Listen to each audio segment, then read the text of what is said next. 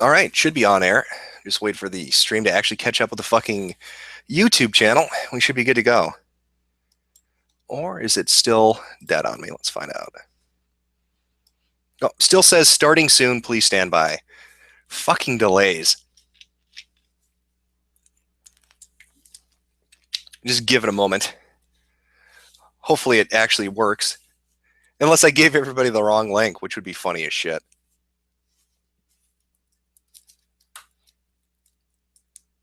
Well, just in case you read this, for questions, yeah, I'm reading the chat for questions. That and Twitter too. Either of them's fine. Doesn't matter to me. Uh-oh. Is it going on or not? Oh shit. Okay, it's live. Yeah, the way this Google Hangout shit works is confusing as all hell because it doesn't really show me the link when I go to the Google Hangout or whatever it is, and it doesn't actually let me know. It says it's on air, but it doesn't say the exact moment that it's broadcasting live. So there's always a fucking delay.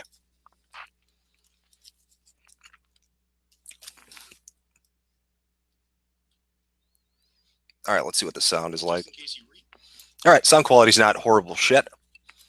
So yeah, I figured I'd do a stream. I had to push the video back till Saturday. There's a lot of shit going on, and I had people dropping me information too, so it gives me a little bit of time to look into it.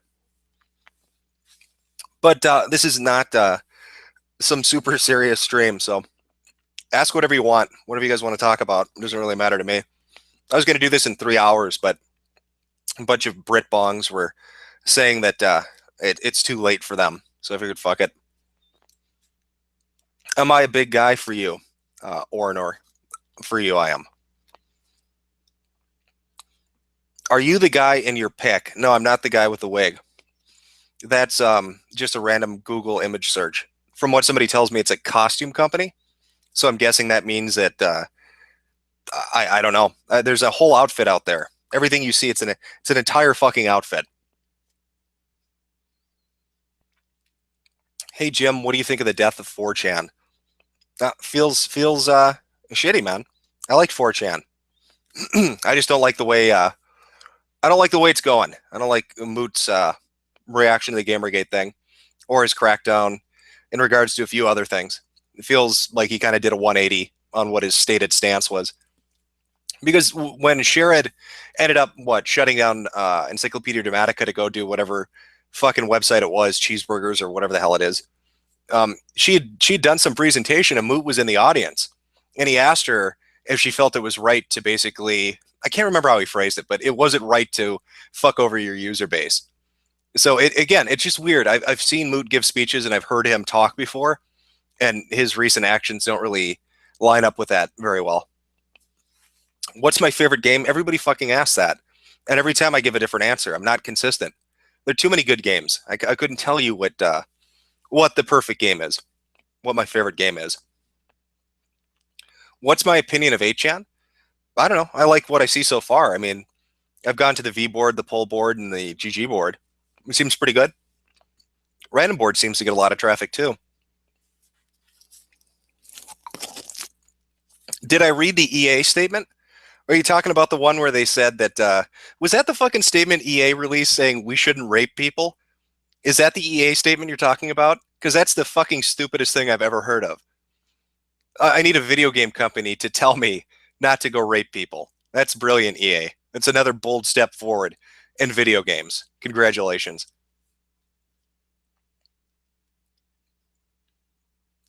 Your thoughts on the whole Xseed boycotting shit from the other day?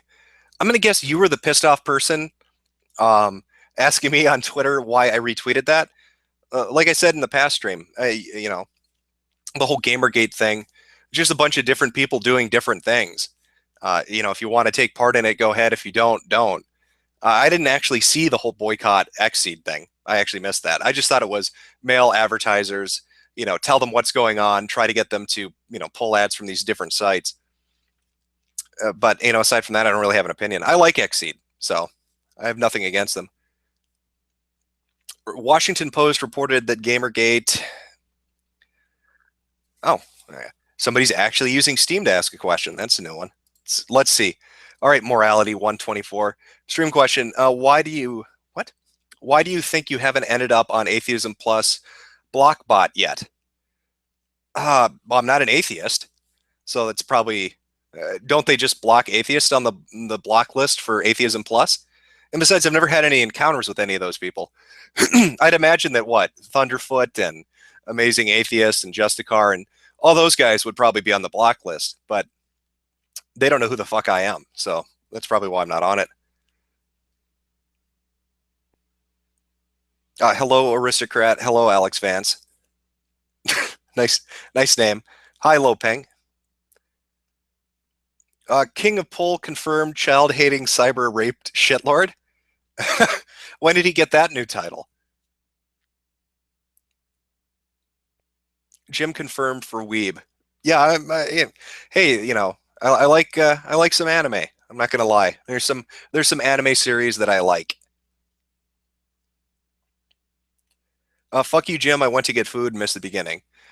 You didn't miss much. My streams are a fucking disaster every time I do them, so it's not like you're missing anything.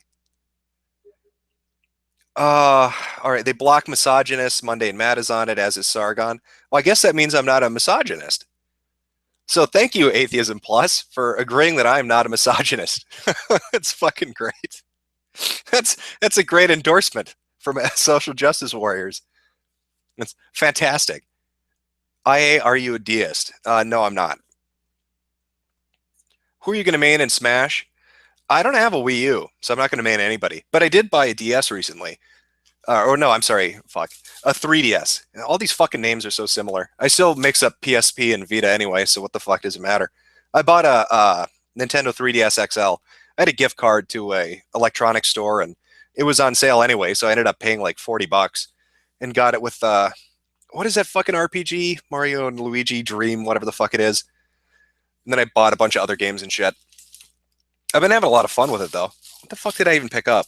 Legend of Zelda: Link Between Worlds, Pokemon X, Bravely Default, Professor Layton versus Phoenix Wright Ace Attorney, and then like I got a bunch of shit used too.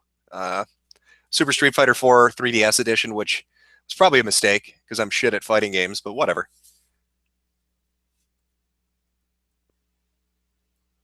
Uh-oh. And the sound cut out here. Nope, it didn't. All right.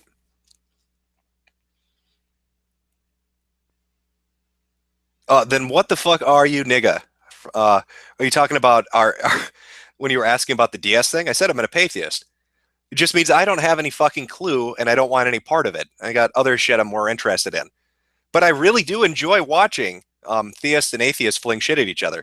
Listen, I find that entertaining as all hell, and that's never going to change. Like 5 or 6 years ago, you saw a lot of YouTube atheists really just dropping the fucking hammer on creationists on YouTube, and that was funny to watch because people like Venom Fang X and those kind of guys, just watching them lose their shit was really entertaining. It's flipped on its head now, where atheists are the ones getting mocked constantly with all the fedora jokes and banana jokes. It's cyclical. It'll swing back around again. Vita has no games. Why, I wouldn't know. I don't own a Vita. I learned my lesson with the PSP. I bought that fucking thing and played Luminous, and that was about it.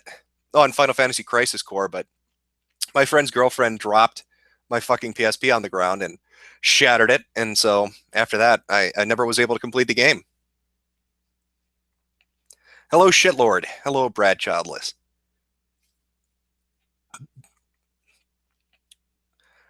Let's see what we got here. Opinions on Tim Schafer. I have a lot of opinions on Tim Schafer. I like that recent Steam post he put up, though. Hey guys, sorry we fucked you over a second time. Couldn't finish the game, but thanks for the money, you stupid fuckers. How many times do you think he can pull that off? How many times do you think people are going to give him money for not completing a product before they decide, you know what, Bobby Kotick probably was right. Maybe we've been wrong about Bobby Kotick. Maybe we've been looking at this entire thing the wrong way. Bobby's a businessman. All right, that's what he knows. He runs businesses. He knows how to make a profit. And I'm not a huge fan of Call of Duty and a lot of the shit Activision does, but fuck me, man. At least when you go to buy a Call of Duty game, you get a Call of Duty game. You don't get a third of a Call of Duty game with a message at the end begging for Kickstarter money. Like, Bobby doesn't do that to you. But Tim, on the other hand, loves to do that to you. Oh, let's see. What do we got here? what do you think of the IGF's old archives on the Wayback Machine getting deleted? That doesn't surprise me. Listen, when Gamergate started picking up steam, there was that screen cap of Zoe talking to somebody about contacting the Wayback, or the Internet Archives, essentially, and asking to get information removed. So it's not surprising. And holy shit, I'm gonna keep hearing these fucking pop-ups. Sorry, morality, but I and everybody else. But oh, all right. For the stream, would you care for some udon, Jim Coon? Nice question. A stream question. How do you feel about Moot and GG threads being censored now? Like I said, I think it sucks, but there's other places to go. You can go to the Escapist if you want to go. You can go to 8chan if you want to go there. I mean, fuck, you can go to Something Awful and talk about Gamergate. How insane is that? And you know what? I'll say it again. I think Lowtex, probably put it best. I mean, his whole thing was, who fucking cares? It's just, to him, it's just shit to laugh at. You're gonna have people flinging shit. Why does it matter one way or the other? So why would you delete it? That should have been the approach Moot took. I don't know why he couldn't just put up a fucking sticky or let people go to a specific board to discuss it. But he needs that venture capitalist money, and to impress his pals at Google. What's your opinion on the mail list? Are you talking about the Game Journals Pro thing? I think Breitbart and I think Milo fucking knocked it out of the park with their articles talking about it. I get that I've heard people, say, "Oh, it's not that uncommon. People who work in, this industry will talk to one another, or sites will have internal mailing lists." But this wasn't a website's internal mailing list, and these weren't colleagues just shitting it up with each other. This was essentially everybody together on a secret thing talking about this for what, 4 years? Fuck that. I think it's bad. I think it makes them look bad, is what I think. Uh, now it's going quick here. Moot does it for free, and Hot Pockets. Yeah, he does it. Actually, no, Moot doesn't do it for free. So far he's done it for about, what is it, $925,000 would be the total cost or the total amount in venture capital that he's gotten. So no, he's not doing it for free. I can tell you that much. Do I have a bucket list? No, I don't. I Hey, have you ever visited my posting career? Nope. I don't know what that is. It's going too fast. Not anymore. Bitter Black. Slowed down a bit. Will you hug me, IA? I don't think that's fucking possible on the internet. Uh, I don't. Yeah, that's not going to happen. I'm going to guess. What are your thoughts on Emma Watson's UN speech? Why the fuck would I listen to Emma Watson give a speech in front of the UN? I don't care what Emma Watson thinks outside of the UN, let alone in front of it or inside of it. Uh, None of her opinions really. It's not like I don't think, holy shit, Emma Watson said something. I need to really go pay attention to this. I need to listen and believe.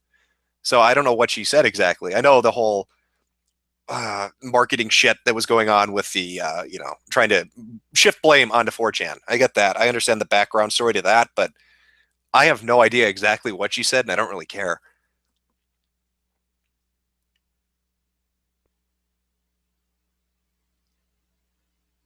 Jim, you bastard, check Twitter. All right. Well, let's check Twitter. From P- from Penis Weenus. All right, Dead Wing Duck. Have you seen the image that reveals Depression Quest's extreme similarities to Silver String's label maker?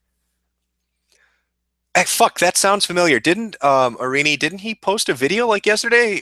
I didn't get a chance to watch it. I saw it pop up and a couple of people retweet it, where he's like, "Let's play." Was it Silver Strings Label Maker? Maybe that's what that was about. I should have taken a look. Then I'd have more idea what you're talking about, but I didn't get a chance to. Are you going to go more? What is this? Are you going to go more about 4chan video and internet stuff, or do you plan on talking about politics and social issues? You talking about for the YouTube channel? It's just what you see up there is what it usually is. Talking about like the Tumblrisms and Hugbox stuff. I mean, that's all about, at its core, that's all about social justice warriors, really hypersensitive people on the internet that get upset about stupid, trivial shit, and usually profiteer and are the worst kind of people to have to associate with. See NeoGaf for a fucking example of that. You're probably getting spammed right now, but once again, here's the EA link. Okay, I'll take a look at that in a second. Thank you. Gives me a better idea of exactly what they said. You may be an asshole, but you're my kind of asshole. Why bother with the GP? We don't fucking need them. You're talking about GP Gaming Press? I get it. I get it. People are like, they're irrelevant. They're not needed. But again, well, look at EA with their dumb statement. What do you think's going on? I mean, it's not just them fucking with us, the consumer. They have the power to fuck with the companies making games. You really think EA would be releasing statements like that? Do you think BioWare would behave in the way it does if it wasn't getting information saying that this is how gamers are, or this is what's, they respond to? So, it swings both ways. The gaming press needs to get their shit sorted out. And people like Kuchera need to be gone. It doesn't even look like his colleagues particularly like him. And I sure as shit know we don't like him. I don't understand how he's so entrenched. The interesting thing about Kuchera was he worked at Ars Technica, right? And I believe he worked there. And the mailing list, the Game Journals Pro Group started on Ars Technica. So I don't know. It feels like there's more to that. It feels like there's a lot more going on to that particular thing, but people haven't had a chance to really dig through it all. Let's go back to the stream chat here, see what people have to say. You literally can search on YouTube and see new games for yourself. Yes, you can. But I can't search on YouTube to, go and talk to the developers themselves. I can't, talk to Sony or Microsoft or Nintendo themselves through YouTube. Well, maybe Nintendo Direct is trying to bridge that gap. That's one interesting thing about Nintendo is they kind of, I guess, sidestep the whole gaming press thing before anybody really was bitching about it being the issue that it is, right now at the moment. They're like, fuck it. We don't need to do conventions. Fuck it. We don't need to really deal with the press. We'll just do Nintendo Directs. It's a pretty good idea, really. 2,000 viewers, congrats. I can't really tell because every time I do one of these fucking things, it always stalls up on a number. So I don't know who's in here, or how many, or, I can't actually see it myself. Say it to my face, Jim. All right, awful Alice, I'll say it to your face. But seriously, though, the Otherkin video, yes, that will be the next. Listen, the next Tumblrisms is either going to be rape culture or Otherkins. I'd like to do Otherkins personally because that's a whole level of insanity onto itself.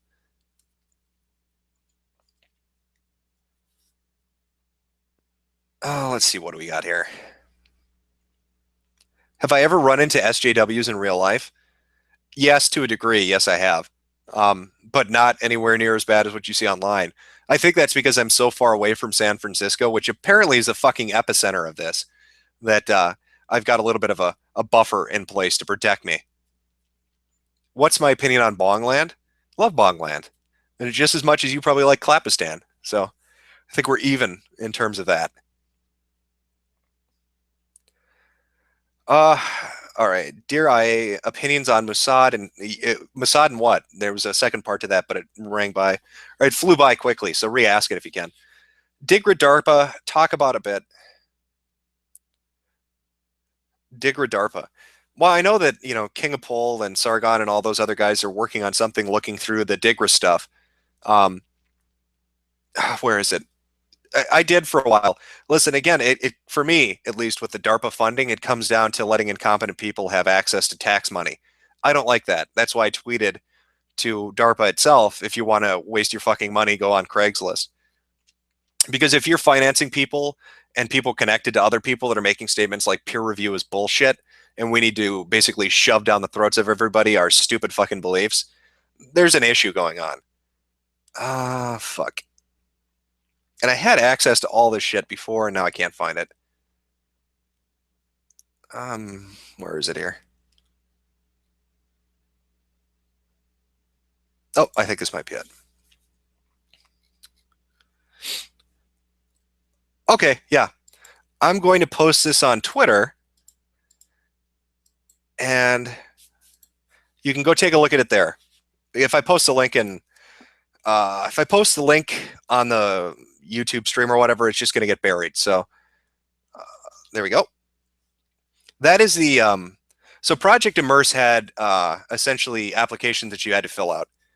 If you want to kind of see the connection between Digra and DARPA, I guess, if that's what you're looking for, that would be the link to start with. Because that particular individual, Michael Mateus, I think, that's, again, I think that's the guy that did Facade, if you remember playing that game. I think this is the guy who designed it. But he's done keynote speeches for Digra, from what I understand. He's done a lot of research for them for years and years and years. And if you, another cool thing, if you go to the website that he's listed on, let me see if I can find the name of it, the particular one. Is it? It's not the School of Engineering. Where is it? Fuck. Oh, if you go to Center for Playable or for Games and Playable Media, and then you look under people, and not faculty or staff, but look under students. You'll like this. And then scroll down to the bottom of the page and look under digital arts and new media. Look at the names listed there, and you'll see that a particular name should stand out from that leaked Digra conversation. And I believe that person was a student or is a student of his. So there are a lot of connections. It's interesting shit.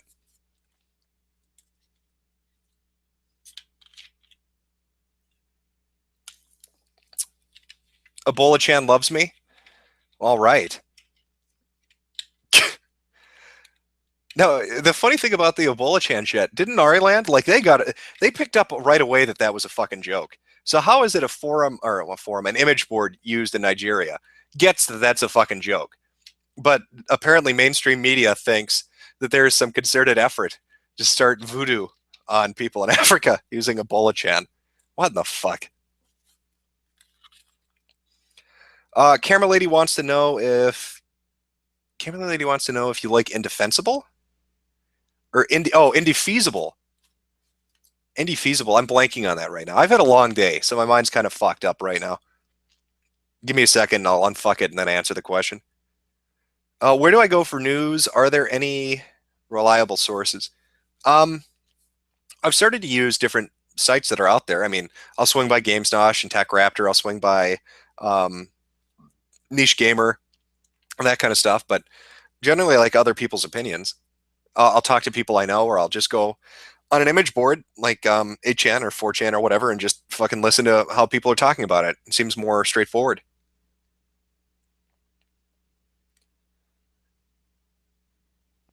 Thoughts on 8chan's founder Hot Wheels? I've seen a lot of posted about him. You know, Scoot seems fine by me. I don't know. I have no problems with Scoots. So, Jim, can we hear? Where was it? Jim, can we hear your thoughts on 8chan and people? Yeah, it's like the fourth time you've asked.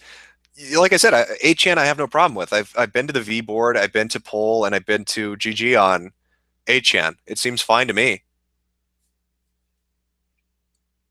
And they let you talk about whatever the fuck you want to talk about. So, compared to 4chan right now, that's way better.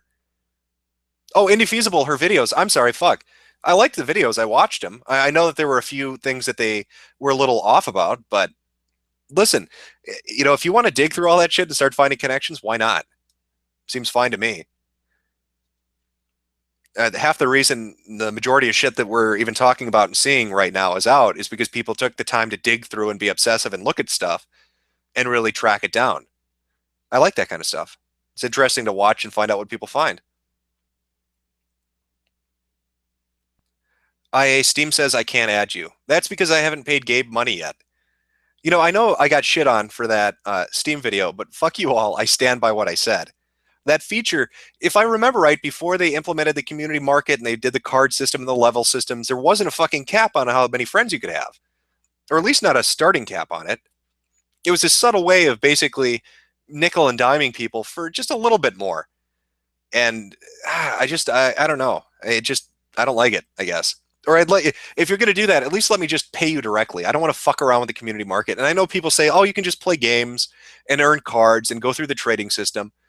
But I can't trade cards and I can't, earn or money has to enter the system at some point. Somebody's paying for shit. When they, buy cards from you or when you buy cards from them, money's exchanging hands. You can't just trade your way on and on and on. It's not going to happen. Let's see. Debate Aaron. You talking about Grongi or Grongi or I don't know how the fuck I say his last name, to be honest. I don't know what I debate him about. Somebody had mentioned that he had wanted to do a debate before, but I ended up getting sidetracked doing something else and looking into shit with the group of people, and so I didn't have the ability. I didn't have time. Check my Twitter shitlord. All right.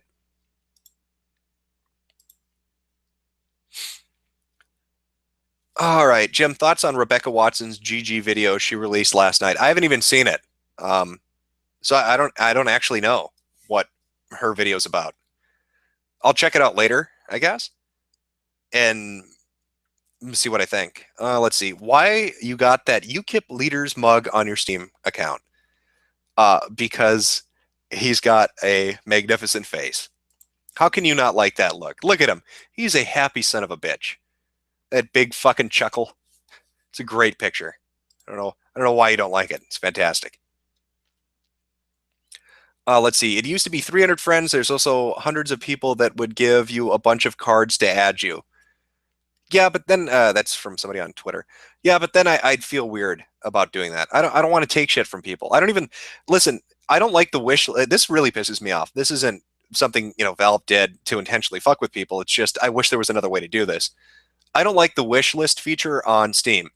I just wish they had a bookmark feature that was private, or maybe there is a way to do this and I just don't know. I don't want people buying me games, but I want to at least be able to mark down what games I'm interested in. So when they go on sale, I can easily check through the list and just be like, oh shit, this is 40% off or 50% off or whatever. The only problem is with a wish list, it's public. So I've had people send me games and then I fucking hate that because I feel like if I refuse, it's being rude. So I accept it, but then I feel like I owe them, so I have to send them something back in exchange. So I'm just fucking myself out of money because I'm an idiot. But yeah, I don't like taking stuff from people. Cards, money. That's why I don't have ads on. That's why I don't have a Patreon or a Kickstarter or any of that shit. It feels weird to me. Jim, why is Joss Whedon such a beta male pussy? I don't know. Maybe he drank the Kool-Aid.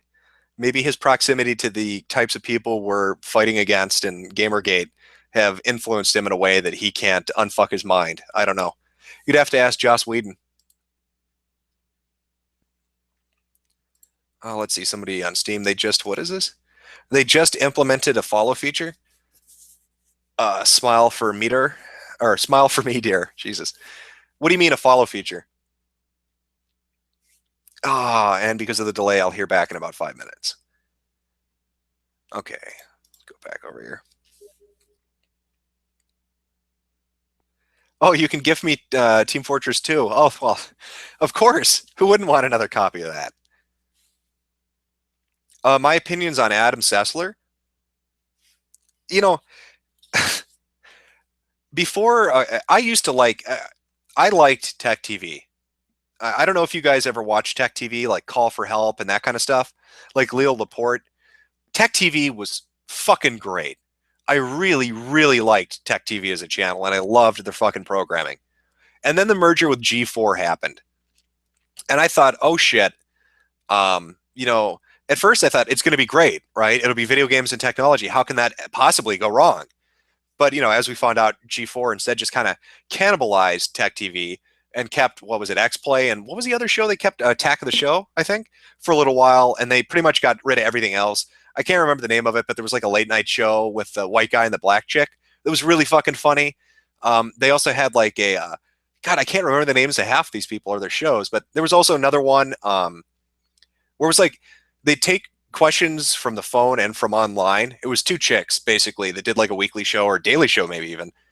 But yeah, I really liked it. But so they kept X Play around, and I thought it was going to be good. And I liked watching X Play. I liked Adam and Morgan, but I don't know what the fuck has happened to Adam. He is he. I see all the cocaine and meth references. Yeah, I don't know what to tell you, man. But yeah, and now everybody's talking about Tech TV. Tech TV was great, wasn't it? Tech TV was fucking amazing. Jim, what are your thoughts on SRS docs list? Are you talking about the one that got posted with like what was it? Adam Baldwin, Milo, Boogie, and there were a couple other people on there too. Shoe on Head, and who are the other ones? They've all released statements, haven't they? I mean, a couple of them said the docs were inaccurate. The other one said, "Who gives a shit?" Or it was just publicly available information or old information. Unscrewed with Martin Sargent. Fuck, thank you. The Return of Zack. Yeah, that was the fucking one I was thinking of. Screensavers. Yeah, that was a really good one too. Yeah, Call for Help and Screensavers were fucking amazing. And the thing that sucks is you can find full episodes of those on YouTube, but they're like 240p, and I can't remember what happened. The guy who posted them on his channel said something to the effect of they're they were like on a computer's hard drive or something, but they weren't the master tape, so the quality was just fucking awful. But he's like, well, at least it's something. But occasionally I'll go watch them again because I really like them. Call for Help and Screensavers, those were fucking amazing shows. And fuck G4 for what it did to Tech TV. I mean, what did they do exactly?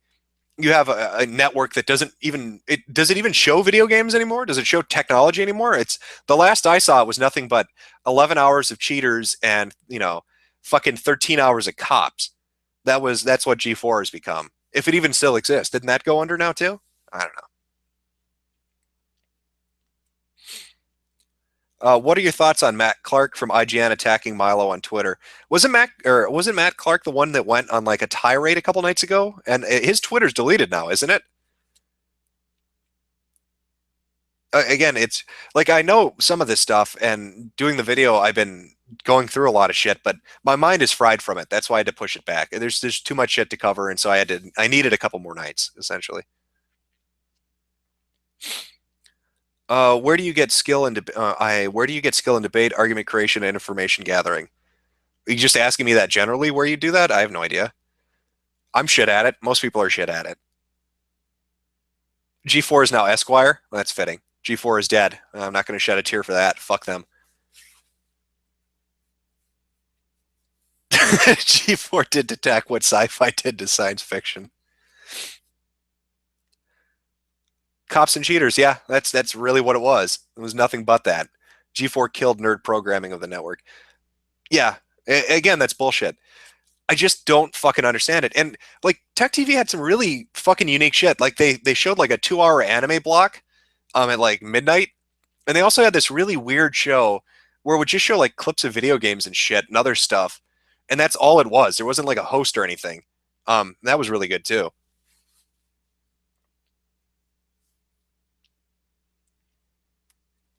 Let's see. When do you think you'll go back to Sysisms? Will you mention the Homestuck fandom? Yeah, like you're talking about Tumblrisms? Yeah, I already mentioned the next one will either be rape culture or otherkins. And yes, I will eventually talk about Homestuck.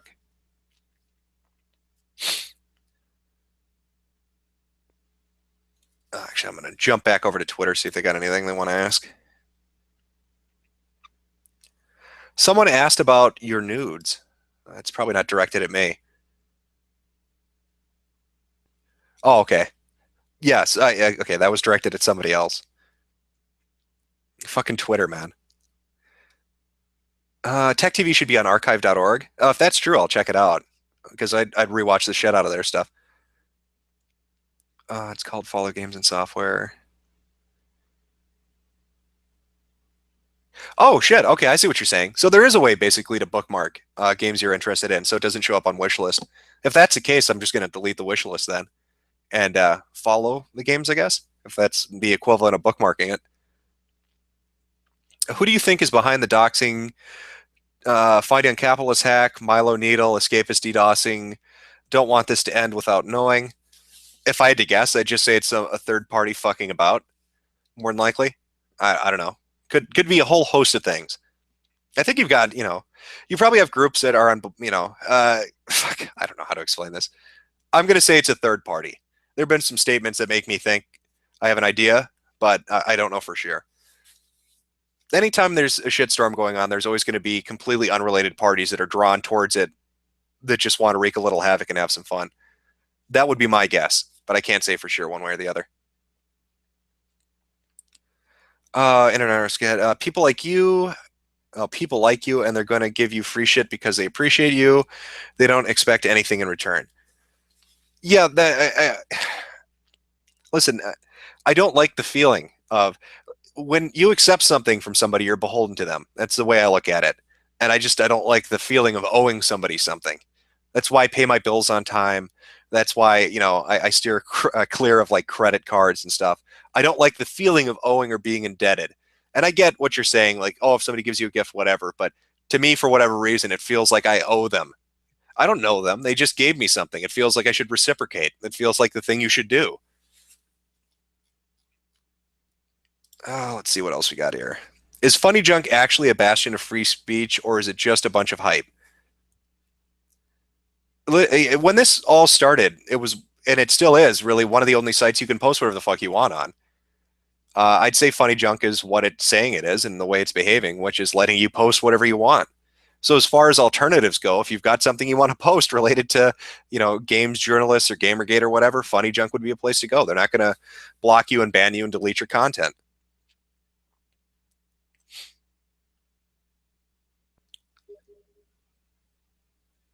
Oh, this one's good. Oh, let's see. Somebody's asking me if I'm Ken Ashcorp. No, I'm not. I'm not. I don't know why. I've seen that float around a couple of times. No, I'm not. We don't sound anything alike. I have no fucking musical talent.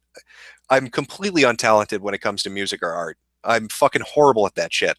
That's why it impresses me a lot, because I can't do it. So no, I'm not him. Would you ever consider doing an investigation in SJWs in academia, government, science, and law? Yeah, that would be fun. I talked about the source and behind a lot of it, and it is academia. It's a specific part of it. But yeah, it'd be fun to do a video series on that if people were interested. But I have no idea if they'd be interested or not. But I like Homestuck. Does that make me an SJW? No, it doesn't. I know there's confusion. Like people still are struggling with this idea of what a social justice warrior is. They're horrible people. So really, you shouldn't be asking yourself, but I'm gay or I'm transsexual or I like Homestuck or I do this or I do that. Just ask yourselves, are you the world's biggest asshole that uses other people as a shield to fucking avoid criticism? Do you live in a hug box? Are you hypersensitive? Can you admit that are you incapable of admitting you've done something wrong? If that's the type of shit you're answering affirmative to, then yeah, you're a social justice warrior. They're terrible people. Uh, just because you're not one, just because you like Homestuck. What is my opinion on illegal drugs? I don't use illegal drugs. As far as pot goes, watch the states that legalized it. I'm sure they're making a fucking ton of money through secondary businesses and taxation. So who knows?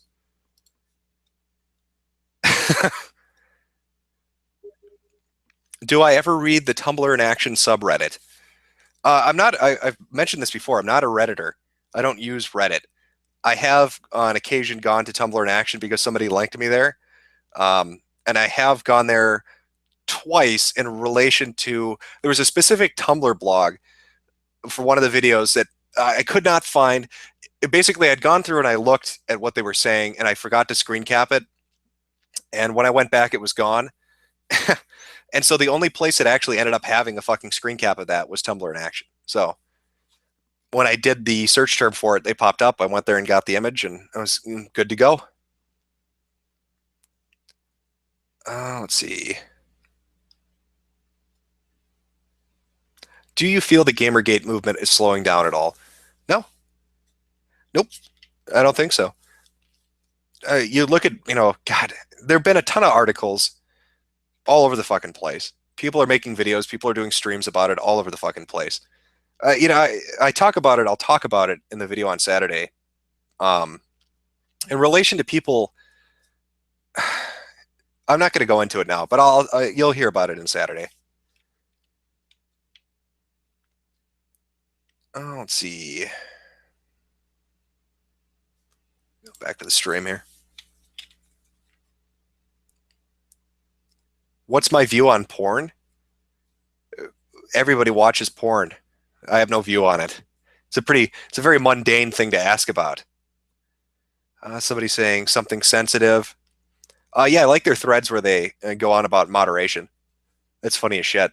If I don't know if you've ever gone there and seen the threads where they talk about something awful moderators and go through who they are. Those are a riot to read.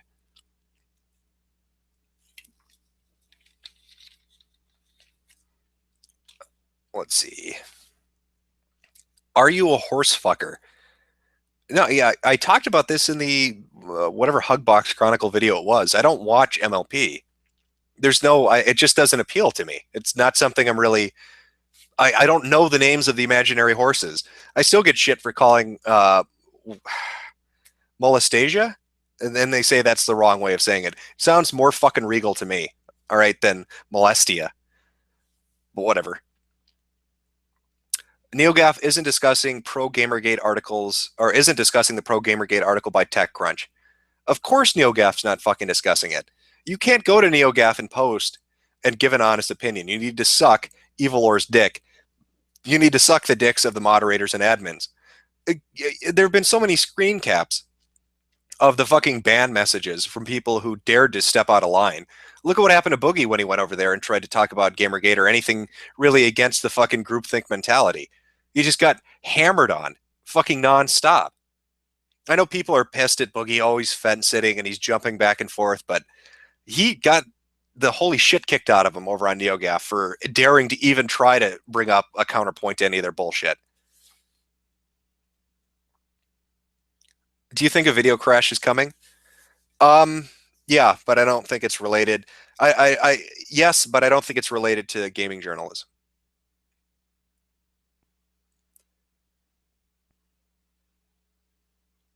I'm sorry if I'm going silent here for minutes at a time. I'm trying to read through shit. How cringy is MLP? I don't even know. I don't fucking watch the show unless you're talking about like the. Are you talking about the 4chan board? I went by the 4chan MLP board when I did the video about whatever the fuck her name was, and just the crazy shit about that. I went into a thread and asked them for information, and they gave it to me. The board seems fine to me. I walked in. They know I'm not a fucking. They know I don't watch the fucking show, and I'm not part of the whole brony shit. But they were nice enough when I asked them for the information. What do you think of the 4chan nude hoax? I thought that was funny how quickly the mainstream press turned around on that. You talking about Rantic and stuff? Oh God, 4chan's going after Emma Watson, and ooh, and then the next day it's oh nope, it was a giant fucking hoax. So that was pretty entertaining to watch how quickly that turned around. Even social justice warriors hate NeoGAF. No, they don't. They live at NeoGAF. Is where social. You want to see what I'm talking about? Go to NeoGAF and try to talk about.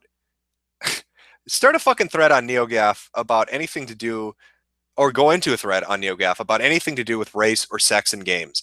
If you do not follow 100% what everybody else is posting, you will be banned. They will pick a reason out of their ass and they will ban you. That is the reality of NeoGAF. And of course they're talking about dumb shit like that in relation to video games because it's SJW Hub. NeoGAF is the forum version of Tumblr. What would be the leading cause of a modern video game? Of a modern video game crash? Well, think about it. I mean, you have oversaturation of the market. Before, when it happened, the first crash when it took place, it was the hardware makers couldn't regulate who was putting software out, so they were just all these shitty games were flooding the market, and people were getting ripped off, and they got very angry about that. Now, what we have is it's sort of the same thing. Games are coming out, but instead of like 1,000 shitty games, we've got maybe 100 decent games, but they're just pumping out shitty DLC and shitty add-ons and shitty, early access and shitty this and shitty that. Games have found a way, and it's genius from a business point of view, but it's only short-term in the way it's going to give them gains, not long-term. Early access, you were paying a game company to beta test their product, is really what early access is. They have put the cost of having people that would usually do this internally off on you as the consumer, and you happily agreed to it. And then after the early access period is over and you have your copy of the game, then you got to go buy the 48 pieces of DLC. So again, it's not like 1,000 shitty games. It's just a few, it's like a handful of normal games with shitty aspects to them. And that's kind of like the way it's flooding the market right now. Fuck. I mean, look at fighting games are notorious for this. You've got, character DLC, you've got fucking costume DLC, and it's not necessary, but it just put a fucking product out that's complete for once. I don't need 4,000 fucking add-ons to my game. I just make a fucking complete game.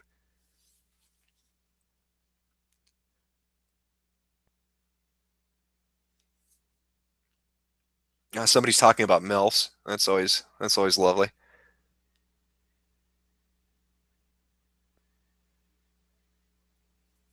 I'm gonna pop back over to Twitter here, see what they got to say. I'm blown away by how little self-awareness the mainstream media publications show. Are you talking in relation to them covering Gamergate? Or are you talking about they're covering the Emma Watson thing? Um, yeah, again, the press has issues. I agree with that. Where do I join in the chat for your stream? It should be through YouTube. If you go to the YouTube link, I'm sure it's out there by now. You can comment in the chat thing, and well, if I see it, it goes by pretty quickly. But I'll answer if I see your question. I'm not going to dodge you. Let's see. I've noticed Anita currying favor with the SJW crowd by adding trigger warnings to her videos. What the fuck is a trigger? A trigger warning is ridiculous, is what a trigger warning is. You know, post-traumatic stress syndrome, like that exists. If you go to a war zone, you're getting fucking shell shocked. I mean, they're taking something that was really a condition for somebody that's either been in a war zone or has been through the most horrific thing you can imagine. And later on in life, you know, like it's a soldier returning from the battlefield and somebody, you know, during the 4th of July sets off a bottle rocket and he hears it and it gives him a fucking horrible flashback of being in the jungles getting shot at or something like that. Uh, so a trigger warning is basically what a bunch of middle class white suburbanite social justice warriors use to try to mimic that. Like, oh my God, I'm so triggered by the fact that you mentioned that word and that word makes me sad. And that's the same as a fucking soldier that got shot at, not wanting to hear a bottle rocket go off behind his head. Like, fuck these people. They're so overly sensitive. And it's not realistic. The real world is not going to fucking coddle you. The thing that really pisses me off with trigger warnings is that they're trying to get them on college syllabi. Like, there's no reason trigger warning should be on that.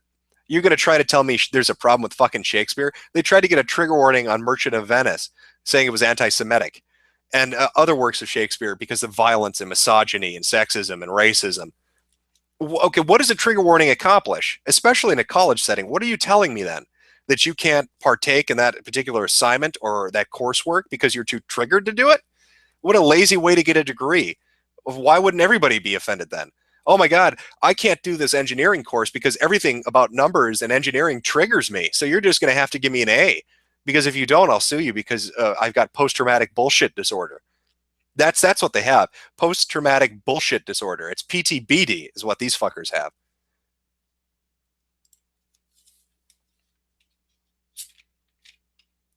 Twitter PTSD is apparently worse than the real world PTSD. Oh, somebody's asking to play Gauntlet. That's from Steam, by the way. I played that. He, I don't know. I don't know if I want to talk about Gauntlet because I'll probably get people angry if I do. I played the first 4 levels or the first act, however you want to define it, of Gauntlet. You know, you basically you go in through one doorway and you've got 3 segments to it, and there are 4 of those, so 12 levels in one act, I guess. Um, it's a good game and it's fun with other people, but it's not fun on the same level that the older Gauntlets were. It's not as arcadey as the older Gauntlets were. There aren't you fight over what a crown that gives you power up or it gives you points at the end of the level, really. So you're kind of competing for score, I guess, which is a neat feature. And then you have abilities through what is it? Are they the relics or whatever they are? You can get potions to activate those, and that's fine. But it feels like it's lacking in that regard. I remember like the arcade gauntlets and the N64 versions, and those were fun. The NES versions, those were fun.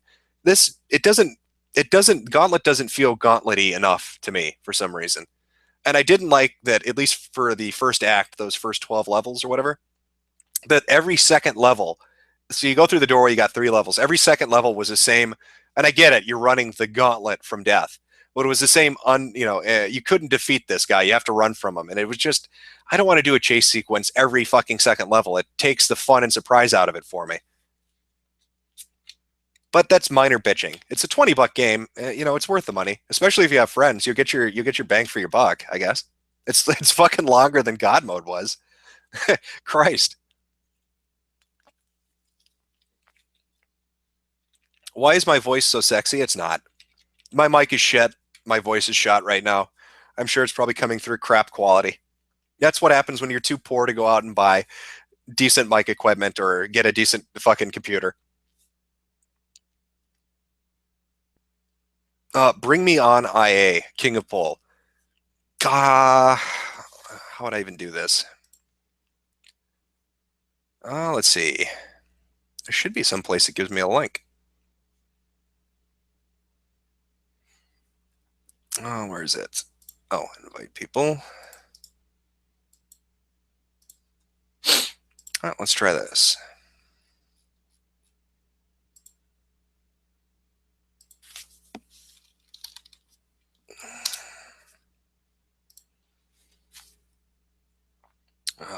Oh, that's right. You can't send fucking private messages unless you follow somebody. Some stupid shit like that. All right, try this again.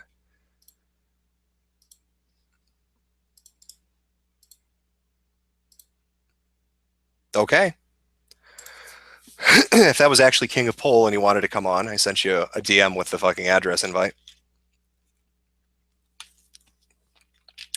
Unless it's somebody just fucking with me, in which case the random invite just went out, so good luck, troll.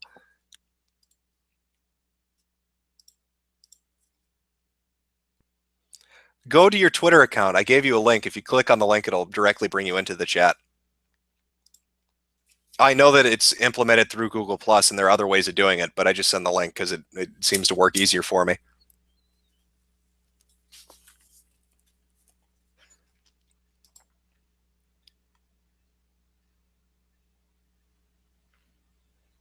Let's see. All right, give me a second here. See if I can get this to work.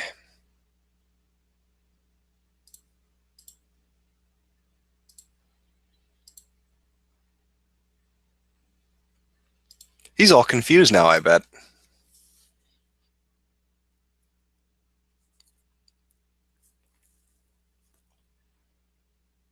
$3,000 people are listening right now. Again, I can't see the number of people listening. It always fucking stalls up on me. What do I think of Sony, Nintendo, and Microsoft? I don't own any of the next-gen systems, which is, you know, yeah, I'm calling Wii U next-gen. I know that's funny, but... Am I in? Am I good? Let me mute shit. I believe so. I think you're in. Oh, what's up, man? I literally was just fucking around, but I didn't really expect... Okay. How's it going? That's going fine. So... God, I'm just reading your chat, man. It's going insane. Do you like Blizzard games? You know what? I'll let you continue talking. I'm going to be quiet for a moment. Okay. Yeah, I like Blizzard games. Play a lot of StarCraft. Brood Wars. Brood Wars, not this fucking StarCraft 2 shit. You was talking about the Digra stuff. I don't know if you were you said we were looking into it. We're still digging into it. We keep giving stuff to Milo. And he's just like looking into it more so for us to verify things of what we can, and then it comes really right back to us. So in that aspect, I mean, there's so much stuff coming in and out. I literally got chewed out the other day because I gave too much out, and it's like we're trying to contain it because we keep catching shit. Right. Well, my recommendation would be looking into Mateus. That's going to be your linchpin link between the two. You talking about Mayo? You talking about Mayo, the president? No, Michael Mateus, the guy who takes the applications through the games program at UCSC. Yeah. His name is the guy. He's the guy running Project Immerse. He's the gatekeeper. If you want to work on Immerse, you go through him. He's also connected to Digra, and his students include Squeaky, the chick that was in the leaked Google. Yeah. If you get a chance, go look at the president and go look at some of her articles. Yesterday, I don't know if you were watching my stream yesterday. Yesterday, we were reading one of her articles she wrote, and she was talking about her. It's crazy, and she was talking about her experiences with Anita Sarkeesian, and this was back in like 2011. She wrote this article, and she was just a chairman on the board of all the Digra communities. And when we started finding out there's actual chapters of Digra in each country, and there's really it's cultish. Oh yeah, okay. So we found a UStream, and I'm not going to go into where that UStream is. And it's one of the chapters, and they were like we had to decipher because it was another language, and there was like they were dropping big names here and there, and then they were talking about like indoctrination tactics of how to bring people into this, and the plans that they had, like agendas that they were going to be pushing to continue on whatever the hell they were doing. There was some stuff with an Australian chapter that came out, videos from there. There's not much videos out there, surprisingly, on these guys. They keep. Well, you need to look at stuff like Critical Theory. You need to go look up those videos because that's got a lot of, like all these groups. Again, there's a lot of interconnectedness because the people that are parts of these different groups all communicate with one another and they all do different events with one another. But yeah, it's very cultish. That you want to call them social justice warriors, cultural Marxists, whatever label, doesn't really matter to me. But you've got stuff like Digra, and if you look at XOXO Fest, which is just supposed to be this tech thing, right, out in fucking California. You could call that a cult itself. Have you seen some of the things on there? Yeah, but that's what I'm saying. Go look at the people, all those pictures you're looking through? Yeah. Yeah, go look at the people who were giving those presentations and find out what they're connected to, and that's a whole fucking big works. And there was a lot of Gawker Media and Vox there. I mean, there was a lot of people. We started with Leah Alexander and Anita, obviously, and then we kind of just moved down the list. And Moot, that was like where we started.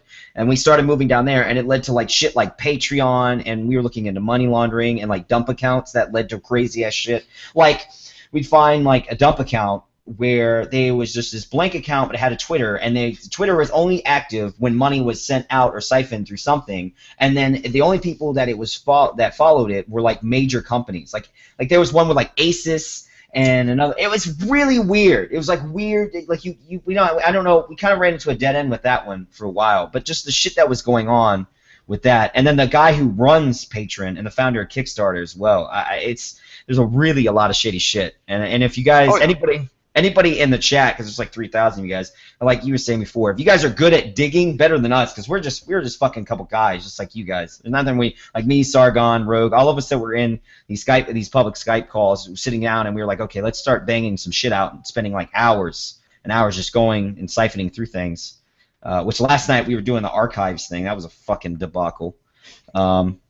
Well, yeah, I mean, last night, I know you were doing a stream. I got a chance to check out a little bit of it, but I went on Skype, and then, like, you have to manually click through a contact request, so it took forever to go through them. And then I felt bad because I hadn't been on there for a while, so I was talking to some people, but, yeah, like, Digra XOXO, you look at, there's shit going on. And I think that with the gaming journalist stuff, that it all leads into itself. But again, you have this core group of people that really are at the center of a lot of it.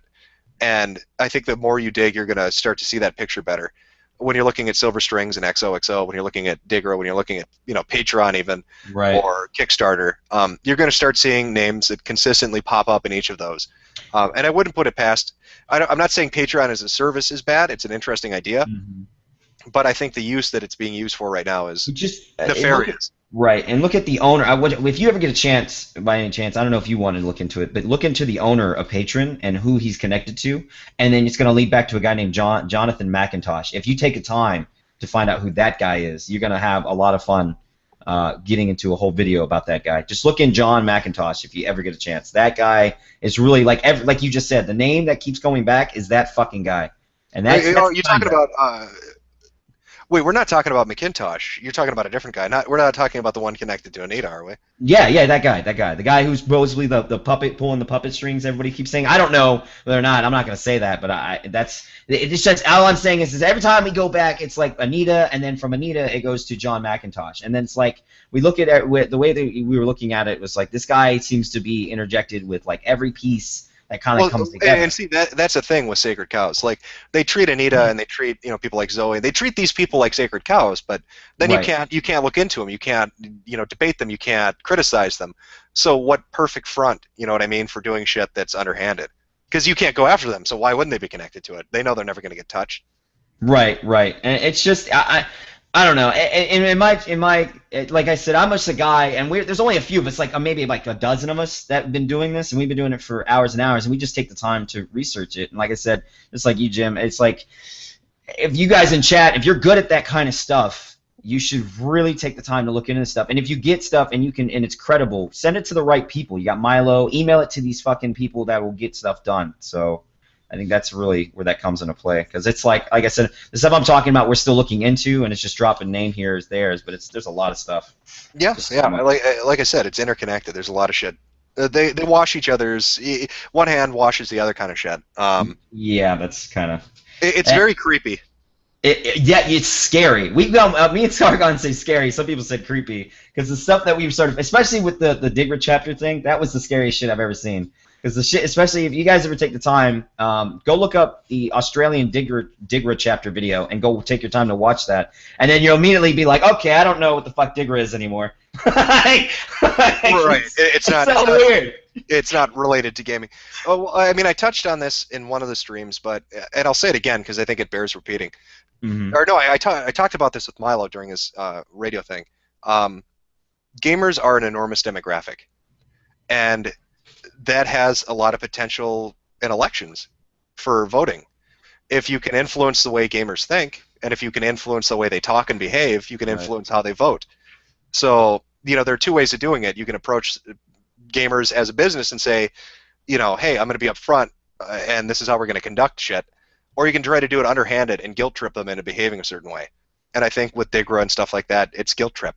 We're going to badger you so much that you agree with our ideology, and then you vote the way we want. And I know that sounds silly, but again, it's a billion-dollar international industry with. Look how many gamers, or how many fucking PS2s and Xboxes and shit have been sold in the United States. You have a lot of people who played, you know, Super Mario Brothers when they were kids are voting age now. So it doesn't surprise me you're going to start to see vultures circling that hobby. I mean, that makes sense in a sense if you're like comparing it to something like when the Democrats were using the illegal immigrants to kind of bring them in for you know what I'm talking about, like buying votes kind of thing. Yep. But I don't know. I just want to disagree because when I look at it in my perspective, I look at it as like, okay, the people who are definitely coming involved, it's kind of like what's the words I want to use here? I'll tell you what the best if you want to term it. The best way you can describe it is a serendipitous conspiracy. Like people have ideas. Yeah. They have this idea that like a conspiracy is a bunch of people getting together before something happens in a dark room where nobody can see them and saying, you know, how can we take over the world? But a serendipitous conspiracy is you have a bunch of really shitty people that all have shitty goals, and at some point they notice each other and they're like, oh fuck, let's work together to make that happen. So. It's happenstance that they all happen to come together. See, the reason why I put holes in that is because we sat down and we started looking at the people who were behind a lot of the stuff that was pushing it, Matt Lee, Zoe Quinn, Anita Sarkeesian, all those kind of people that were really behind this, the Ben Kucheras and stuff. And then we started, we signed up for like Ancestry.com and stuff, and we started looking up their family heritage and where they were coming from. And the majority of these people are what you would be calling hedge fund babies. And it was just, and our mind, like me and Sargon were sitting there and we're like, so are these guys just kids that are just rich kids and this is their pet project, or is there more to it? I mean, it was so fucking confusing as we were looking at it, but it was just there. It seemed like the majority of these people who had a lot of the influence were really like really rich people or had rich families and rich backgrounds to fall back on, and it just seemed like hedge fund kids. Like this was their thing where they just wanted. Of course, they're hedge funds kid. Like a lot of these, again, it goes back to the social justice warrior perspective. Yeah, of course they're hedge fund kids. They don't know what it's like to have a shitty life. They've never struggled. So they invent oppression so they can, you know, try to vicariously live through it. They don't know what it's like to live in a gutter, to have a shitty job, to live in a country where you get your ass kicked for being a certain way. So they invent all these things like microtransact or aggressions, whatever the fuck they are. They invent this imaginary oppression so they can feel good by feeling bad. It's just, they're fucking twisted people. They really, really are fucking twisted people. Yeah, and exactly. But here's the weirdest thing about the whole thing when we started finding about the hedge fund stuff is that the families that we were looking at, the majority of them were people who worked in businesses like Wall Street. Like there was a guy who did analytics for Wall Street, another guy who would audit the accountants who handled big business money in New York City, and they were all connected back to kind of mostly New York City and Chicago, a couple in San Francisco here and there. But the majority of them, they worked with the families. Why were like CEOs of big companies that handled finances and big stuff. And so we sat back, and I was like, so they're capitalists, right? So why the fuck would their kids come out and be the way they are? Or are they globalists in the sense that when they look at that, you know what I'm saying? It was like so confusing when we were looking back at how these kids were all triggered back to rich families and being hedge fund babies. It just made no sense why the families are like that unless they're globalists, in my opinion. But I mean, you find that happening a lot. I mean, kids generally rebel against whatever their parents are. But that's the funny thing. They have no problem living off mommy and daddy's money, but they don't like mommy and daddy's business. Yeah. You know, fuck daddy for being a CEO or, you know, running a bank or working on Wall Street. How terrible. Capitalism is bad. But I'll use his millions of dollars to sit on my fat, lazy ass and bitch about it. Right. I'll use it to make connections to fuck with other people's lives. Right. And that was the kind of thing we're sitting there. And so when we were all looking at it, because it was obvious that the majority of the families, it was like, dude, these people are capitalists. Just the way they run things, the way they do things, it would make sense that they're capitalists. in that aspect. But I was like, but unless they're globalists, because their kids are fucking running amok and playing crazy. And I was like, how do these families stay out of the limelight to where they don't want to get the shit? And then, like, a prime example, Zoe Quinn. I know she's irrelevant, but when we were looking into her, like, her last name and her whole name doesn't even match up to what her real name is. And, like, she adopted a name from, like, her adopted, or not adopted, I'm sorry, from, like, her new father or whatever, and their mother got remarried. It's like, I don't know. And maybe the kids are trying to get away from it. I'm not entirely sure. It's just interesting when you look at it. It's nothing really to look there, but it's just interesting to kind of get an understanding of why these people do what they do. And it kind of ties back to some of the stupid shit they say. That and stuff like Matt Lee's talking about cultural Marxism. That's like a whole nother. I don't even understand that. No, we want the talking about the Frankfurt School, that kind of stuff. Oh, but well, look, these people, and like we're reading the stuff like the Mayo, the president of DIGRA right now, the Mayo stuff, and we're reading it out loud on my stream, and we're talking about how the stuff they're saying was like cultural Marxism. It was stuff like, we don't want the gamers, and gamers are dead. We want the non-gamers. And then it wasn't just them saying it. There was people like big companies talking about they want non-gamers. Developers talking about they want the new gaming demographic. And it's like they want these people to make the choices, the decisions for people in gaming, but they don't like games. That's like saying that's like making a horror movie. One sec. Somebody said, "Have I done a stream with Sargon?" No, I haven't. But if he's out there and wants to join in, have him message me on Twitter. I'll get him right now. He's on. He's a great guy to talk to, by the way. He's a really, really smart guy. And yeah, I watched his videos. I like his videos. He's an indie dev, by the way, too. I didn't know that. He's an indie dev. I had no idea. But it's very interesting. Is he working on the hit sequel Fez 2? Did he buy Polytron? No, he's working on a game that's kind of he'll explain. I'll let him if he wants to talk about his game. It looks pretty cool. I'm excited for it. But hold on, let me see if I can message him real quick. I know he's on. He logged on and said hi to me. I just didn't pay attention to my shit because I don't ever. Yeah, there he is, right there. He said, "Did you enjoy the dig?" He's asking me about the Digra stuff. He's like, as soon as he comes on, it's the first thing he starts talking about is more Digra because we've been looking at this stuff the whole time. Mm-hmm. Sorry, I'm bleeding. Oh, put a Band-Aid on? I'm bleeding in chat, but you go ahead and do your thing. I know. I'm sorry about that. Oh, okay. I'm an idiot. I'm sorry. Don't mind me. All right. Yeah, I'll go back to chat questions here.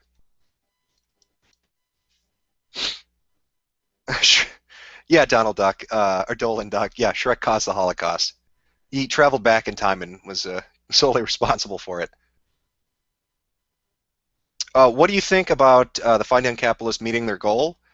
I figured they'd raise the money and be able to move forward and design the game. It seemed like they had a lot of support, so it doesn't surprise me.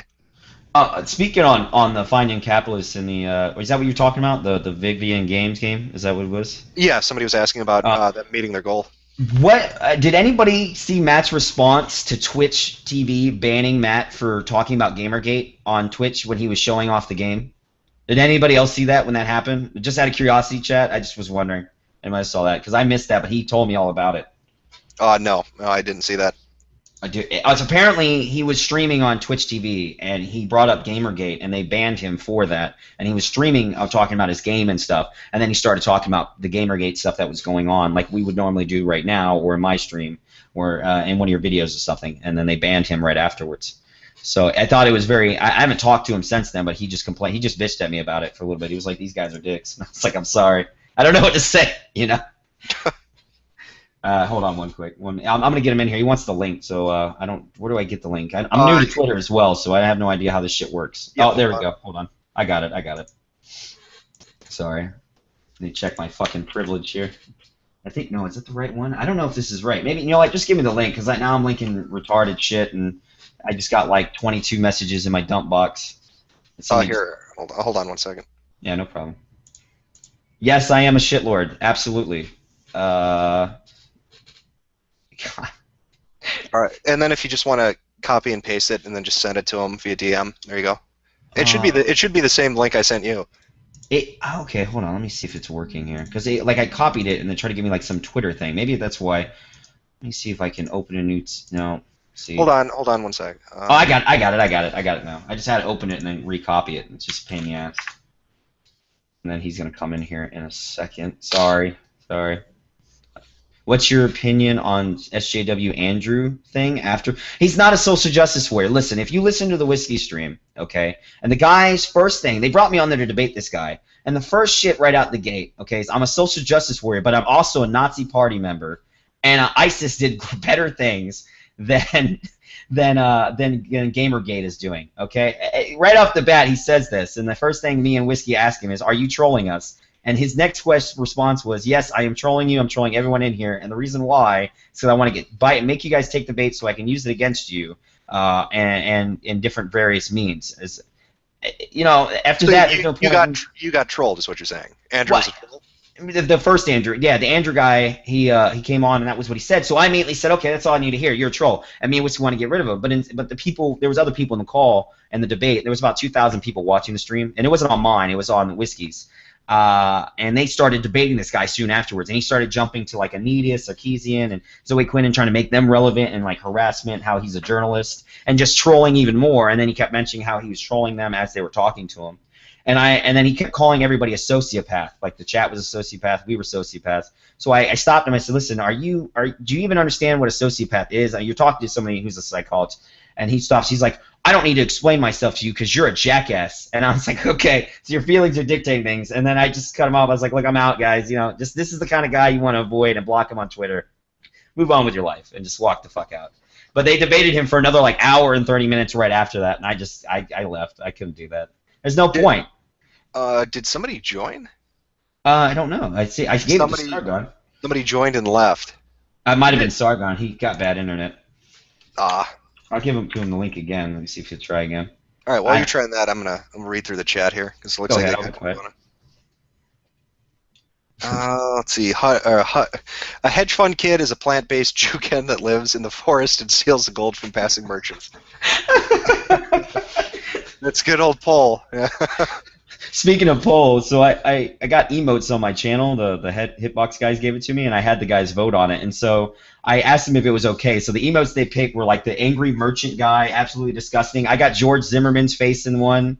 Someone tried to do Tyrone or Trayvon Martin. You guys, Dorner's one of them. You guys are fucking ridiculous. I don't even know how you got these passed, but you guys are fucking ridiculous. Well, what were you expecting with the name? Well, they voted on it. There's a couple Ebola Chan ones in there. There's like one of her, then a heart with Ebola wrapped around it. It's fucking ridiculous. I have no idea. These guys are they're crazy. Oh, wait, I got some shit popping up on Steam. Let's see what they want. Fucking Dina. Are you a fan of the TV show Elf? Who is your favorite character? Well, yes, Elf is a fantastic show.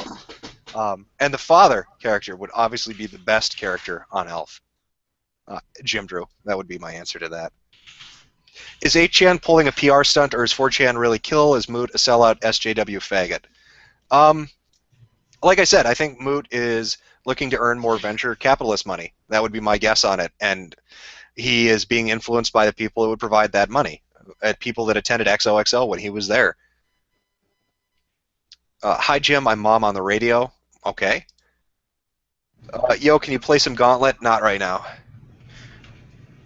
Somebody asked you about Dina. Look, listen, I asked Dina to come on my show to explain, and same with Rebecca Watson after that fucking video she uploaded. That was like a whole other thing in itself. But and Dina refused outright. She blocked me right off the bat. She did. Yeah. And then Rebecca Watson DM'd me, and I ended up being called a misogynist.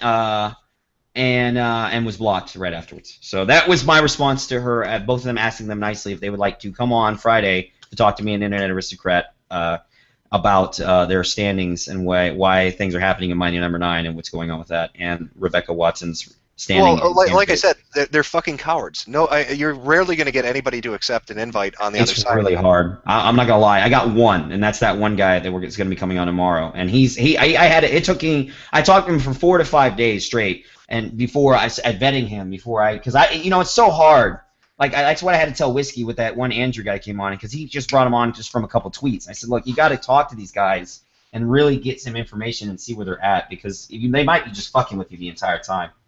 So it's just so hard. Like I've reached out to Matt Lees and I've reached out to Anita and all these other people, and everybody who kind of stands to it, all the Game Journal pros on that list, all 150 of them reached out to, and none of them really responded. I mean, I've gotten journalists here and there, but none of them that are anti-Gamergate. I think only 1 or 2 actually want to speak. Most of them just block you outright and call you names. So.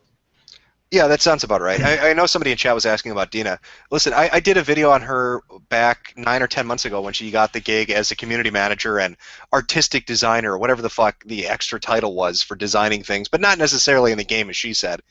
But she openly stated she doesn't play Mega Man games. She openly stated she got the job because she knows somebody. I remember getting a bunch of shit. Oh, nepotism that happens everywhere. What's the big deal? You're seeing the big deal now. She's fucking shitting over. She's shitting on people that basically financially supported the game, and are talking about Gamergate. It has nothing to do with Mighty Number 9, but she's abusing her position as a community manager to block them from the official Twitter account, kicking them off forums, doing the same fucking shit she was doing when she first got the job. And you know what I want to know is how nobody at that concept has any idea that she's doing this. Like, they don't check the Twitter. I feel like they just let her run, or like I can't imagine that they just let her run with like a leash. I mean, she's dating one of these guys, right? Isn't she? And she's like friends with these fucking guys. Yeah. And goes eat lunch with them every day. So how do they not know? What is she just like? You know, maybe they don't fucking know English or something? It's so confusing. When I read the shit that she does, and like the people raging, like that guy who got banned and he donated $300, and he was like, how is this even irrelevant? And they won't give him a refund. It blows my mind, and it really pisses me off. And on a side note, Sargon said you have to add him to the Hangout by looking up his name, internet, which is Sargon Avocado, all spaced out. So I don't know if you want me to spell it for you. Yeah, there's a chat feature. Here, let me open it up. I don't know. Yeah, I don't know shit about this, man. All right, look at the Google Hangout thing. Oh, hold on. Okay. You mean two idiots here who don't know shit about this stuff? Oh wait, or does that put that? Oh, that might. I tried to put a post. How do I type in this? How do I? Okay, all right. Movie. Yeah, do you have the Google Hangouts window open? You know what? Here we go. I got it. Hold on. No, I closed it. Where's the video at? Where's the pop that thing up again? Just DM me his name on Twitter and I'll add him. Okay. Jesus. This is I'm sorry. I'm not savvy. All right, let's see. Concepts PR knows. They just don't really give a shit. Yeah, Concept. Listen, when that video when I did the Dina video, I got a message from somebody who essentially said, people at Capcom had seen it and were laughing because they thought it was funny. Like the idea that we're gonna make a spiritual successor to Mega Man, and it got fucked right out of the gates. So it's bad PR for the company. It's bad PR like it was bad PR for Gearbox with the way Birch is behaving. These people shouldn't be associated with these companies. They're hurting a brand by behaving the way they do.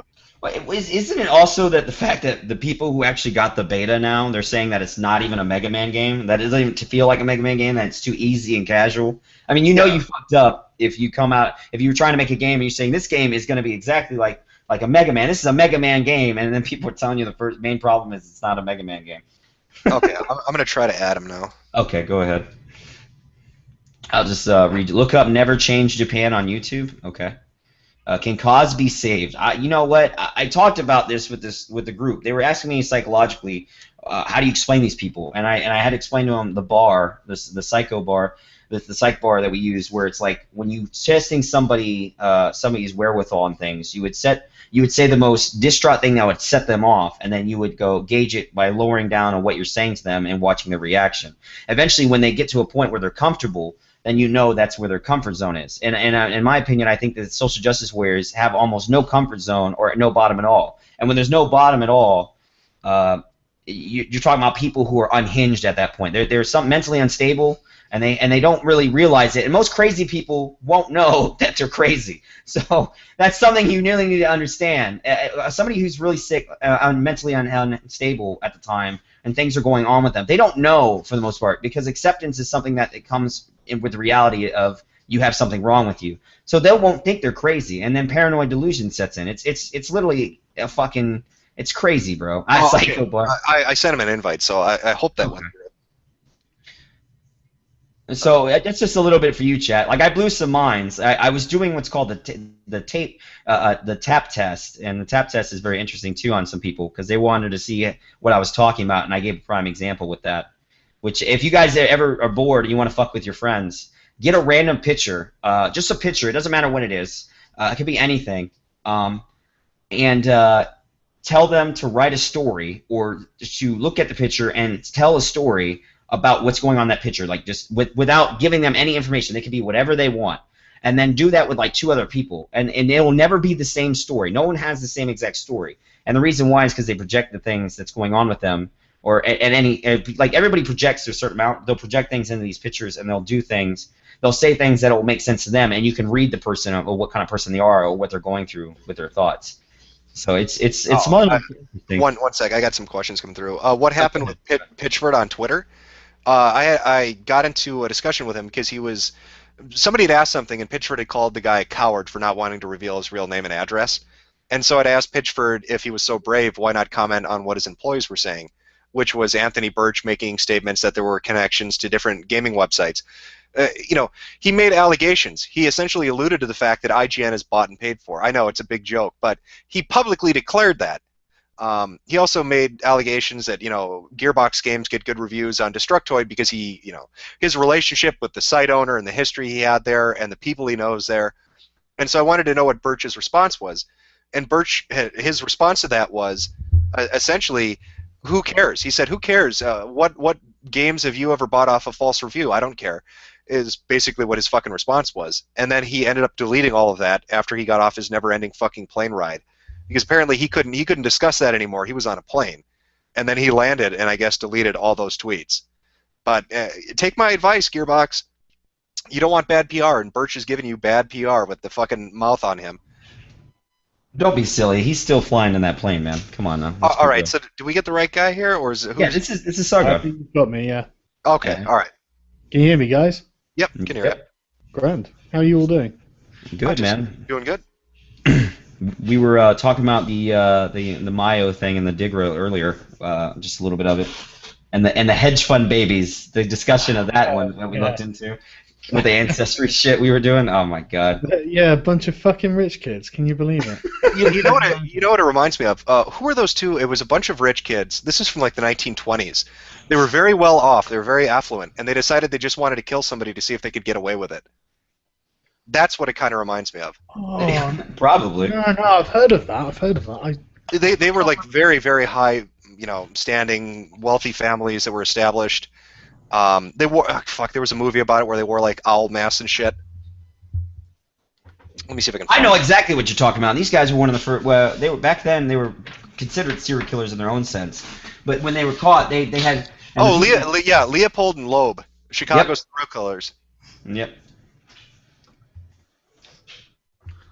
Just looking out now. But that's what it reminds me of when you're talking like hedge fund babies, when you're talking about that kind of stuff. It's these rich kids that are disconnected with the real world, again, and want to invent oppression and hate mommy and daddy, but will live off their money. Well, I mean, it's that, and then the stuff that they talk about. Like I said, it's like this cultural Marxism stuff that they start talking about and pushing. That's what it seems like they talk about, at least. And then when you ask them about it, they don't really understand what the hell they're saying. So it makes me wonder if they even understand what they're promoting. Oh, as for somebody's asking, what are my thoughts on Thunderfoot getting banned on Twitter? I think it's bullshit. There's no reason he should be banned on Twitter. There's no fucking reason he should be. It's absolute crap. He obviously got bombed by false reports, and he never posted anything that was anywhere near being against the terms of service. Are they ever going to lift that, or is he still locked down? I don't know. I know he did a video addressing it, but he was obviously doing other shit, so he couldn't afford, from what he was saying, the experiments were expensive, to fuck about with it too much. But right. I don't know if they've lifted it yet or not. But there's no reason he should have been banned. That's complete fucking bullshit.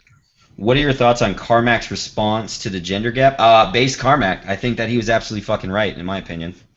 I agree. I think he stated the reality of it. It's not that they're denying women positions. It's just women aren't applying. They're looking for the best person. That's all. Why? I don't get that about social justice warriors. Why do they hate the idea of merit? Why should the person who is most qualified for the job not get it just because they're male or they're white or they're straight? Oh, that's easy. That's easy. That's because they don't have any fucking merit. And they know it. They all study gender studies and whatever, and that means they've got no practical skills, they've got no real-world applications, so now they have to whinge their way into whatever that is they're trying to do. Is this going to delve into that conversation where you talked to me about the bead store? Yeah, I can tell everyone about the bead store. Go ahead. I'd love to hear it. A couple of years ago, I visited my sister, who is a devout feminist, in Bristol. And it's must have been a lovely trip. No. They're not. They weren't I mean, this was like 2008, probably. In fact, it was a good few years ago now. But well, no, it probably wasn't that long ago. But it was, when the economic crisis was happening, and I was at Cash Point and I turned around, and in front of me there were two shops. One was like a hardware shop or something like that, and the other one was a bead store. And the hardware shop had closed down because it had gone out of business, and the bead store had people coming and going in and out of it. And I was just like, what kind of fucking town supports a bead store? That's all it sold, just beads, colored beads. Apparently, they liked making shitty, tacky jewelry. I guess. Must have been popular. It's just, oh good God, what kind of economy do these people work on? You know? Good God. Well, to be fair, you really, once you buy a hammer, you're pretty much set for life. But I guess those beads are such low quality, you need to buy them every fucking day. Somebody wants to know your thoughts on the Sarkeesian effect. Yeah, people have asked me about that a bunch of times. Listen, if they want to make a documentary and dig into it, why not? They got, in both, Jared, Owen and Arini got a lot of shit for even talking about wanting to do that. Again, it was blowback. How dare you even want to look into that? Anything that's treated as a sacred cow should have its shit examined. That's my opinion on it. So when people say, "How you can't make a documentary about Anita Sarkeesian, how dare you?" Well, then I want to see the fucking documentary. You know what I mean? It's all the more reason to do it. Absolutely. Right. Exactly. Yeah. Yeah.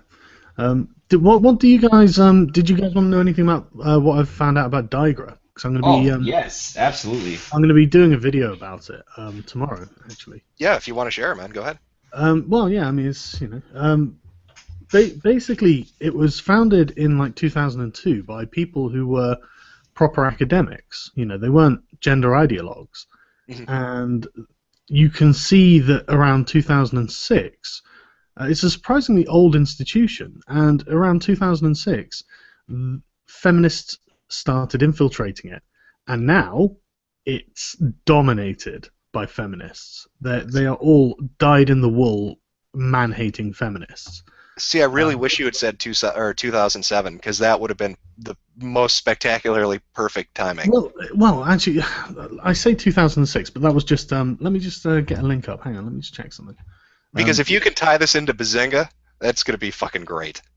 I'm actually not familiar with what that is, but I tell you what, if you can give me some names. Oh no, yeah, there's this little image macro that goes around where it's lol nerds in their video games from like 1986 all the way up till 2007, where feminists start to infiltrate gaming. And in the thread, somebody was like, "What happened in 2007?" And somebody's like, "When did Big Bang Theory start to air?" And it was in 2007. So it's referring to Sheldon Cooper making that Bazinga joke. Right, okay, I wasn't aware of that. Sorry. Yeah, no, that image has been around everywhere. So that's why I was saying if you could have tied it in, that would have been great. Well, it probably would have made more sense in 2006. What you were saying? What were they Were they just getting into it in 2006? Sorry, is that what you said? So I mean, maybe in 2007, that's probably when the foothold was actually starting. You're probably starting to see it. Right, and so it just goes back to again, they co-op shit. So you're saying it was started by proper academics, and so this group comes along and sees it, and they co-opt it and fucking shit it up. Yeah, I can prove beyond a shadow of a doubt. I mean, all of these people did things like they've all got their CVs online because they don't realize that there are people who think they're what they are, and so they openly say that they studied feminism and gender studies as a minor or as a major and all this sort of stuff, and they've written various papers about gender and feminism and it's all in relation to gaming. So it's so easy to see just what's happened, and you can tell. I mean, there are some fruitcakes on there as well. There are some there's this one guy who's absolutely obsessed with sustainability, and everything he does has the word sustainability in it. And it's just like, right, okay, he's just an ideologue of another stripe, But sorry, let me just find this thing a minute, and so they did to Digra what they've done to everything else. They fucking got in and they used it as a shield for their bullshit profiteering and their bullshit philosophy. And I bet you the people that were the people that were originally connected with it, the founders in 2002, have they distanced themselves from that at all? Oh yeah, the way that the Digra board works, the executive board of Digra, it's by voting. Oh God, they got voted out of their own fucking organization. I Yeah. think they may have done. So it's Occupy think Wall Street, the fucking organization, is what this is. I'm Yeah. not joking, right? Yeah, Tanya Kruwinska or something. Are you talking about? Was that the president, Sargon, that we were looking into that we talked about? We tried to contact. Well, not well. They've had a couple. In 2006, it was Franz Majara or something, some guy from Finland, and he's like a gaming academic. I mean, he has an article or a paper where he talks about diversity of games, and you think, oh God, this guy's he was one of them. But he's actually talking about game types, like chess, Dungeons and Dragons, Quake, all that sort of thing. That to me is what you would be talking about when you're talking about diversity in games, But then he, in 2006, is voted out, and in 2007, Tanya Kruwinska's in there, and she's a proper gender ideologue. She's absolutely dyed in the wool, and then you can just see like the numbers of them grow, and you can like Esther McCallum Stewart, right? In 2007, she joins. In 2006 she joins, and she's just on an open seat. She's nobody. 2007 she's a nobody, and then in 2010 she's the vice president. And so I think, and you can just honestly, I'll do the video on it tomorrow so everyone can see just exactly. Oh yeah, because I want to watch that. Yeah. Yeah, and then by current day, you've got Mia Consalvo, Ashley Brown, Anika Warren, Rachel Cowart, Hannah Weirman, Lindsay Grace, and Jessica Weber, and who are all absolute feminists, dyed-in-the-wool feminists, and that's out of 11 people. So more than half of them. So that's voting power, probably. I would say so. Yeah, you can exactly see how these people, exactly as you say, they just join something. I imagine they sweet talk their way in because these guys aren't particularly handsome guys, and I don't really think that. I don't really think they're. I think there's definitely. They're playing on their gender. These women. I think they really think they are. I mean, I can't prove that. Obviously, that's entirely conjectural. But right, but I think I've met these type of people before. Right, but I mean, I think it plays into a common flaw with academia, is you've got intelligent people that aren't street smart. You know what I mean? So they're so focused on what they're researching, and they're so focused on the ideas that they're exploring, they don't understand that they're getting fucked essentially, and the way they're getting fucked until it's already happened. Is that why we have Common Core? Please tell me. Don't even get me started on that fucking abomination. I showed Sargon the video of the guy who's like, Oh my well, you guys have too much white privilege, so that's why we have Common Core. Did you hear him get booed? Yeah, dude, that made me so happy. It made me feel a little bit good inside that there were still people left with insanity. Well, did you see the other one too? The white privilege conference they've been doing in Madison for 15 years. What? Oh yeah, the one where they had where they were indoctrinating children at the age of fucking 6. Yeah, it was kindergarten. Straight up propaganda at grade Is school. that the one where it said, "If you have privilege, then you are white"? Yes. Yes. Have you seen that, Sargon? They have these kids writing stories, and then they'd stand up and they start fucking reading their stories about white. They have no idea what the fuck they're talking about. They're kids. Yeah. What's a kid gonna know about fucking gender? All you're doing is breeding a new type of supremacist or new type of prejudice in that aspect. These kids are gonna grow up and think that white people are bad or this color is better than this color. I mean, is that what I thought we got far out of that during the Civil Rights Act? What the fuck is this? Well, you've got to understand how this plays into politics too. Look at, I believe, if you go look it up, it's from January 8th, 2014. Go look up Obama administration guidelines that could lead to racial quotas in school discipline. Jesus Christ. No. This is a philosophy saying that they looked at the numbers and they said, why is it that we have minority students getting suspended from school so much? And instead of saying that maybe it's a socioeconomic issue, maybe it's just that those kids happen to be misbehaving, they decided that it was racist. And so they want to create quotas so that you cannot suspend a certain amount of. Yeah, it has to be equal. Equal amounts of black and white getting suspended. God, we're one step behind Sweden, I swear. Get ready for it, Sweden. Yes. Somebody linked me this a new UN report on from the the Kotaku in Action stuff, and the UN is saying that moral fairness can be easily disposed of. I don't know. What? I haven't read this. I have no idea. I haven't read this. Somebody linked it. Somebody linked it in here, and then they tweeted it to me, you, and Sargon here to say, look at this. UN report on social justice, top page 3. Present-day believers in an absolute truth identify that virtue and justice are neither willing nor desirable companions for the defenders of social justice. Right. So they don't want to be related to truth or honesty or any of that shit.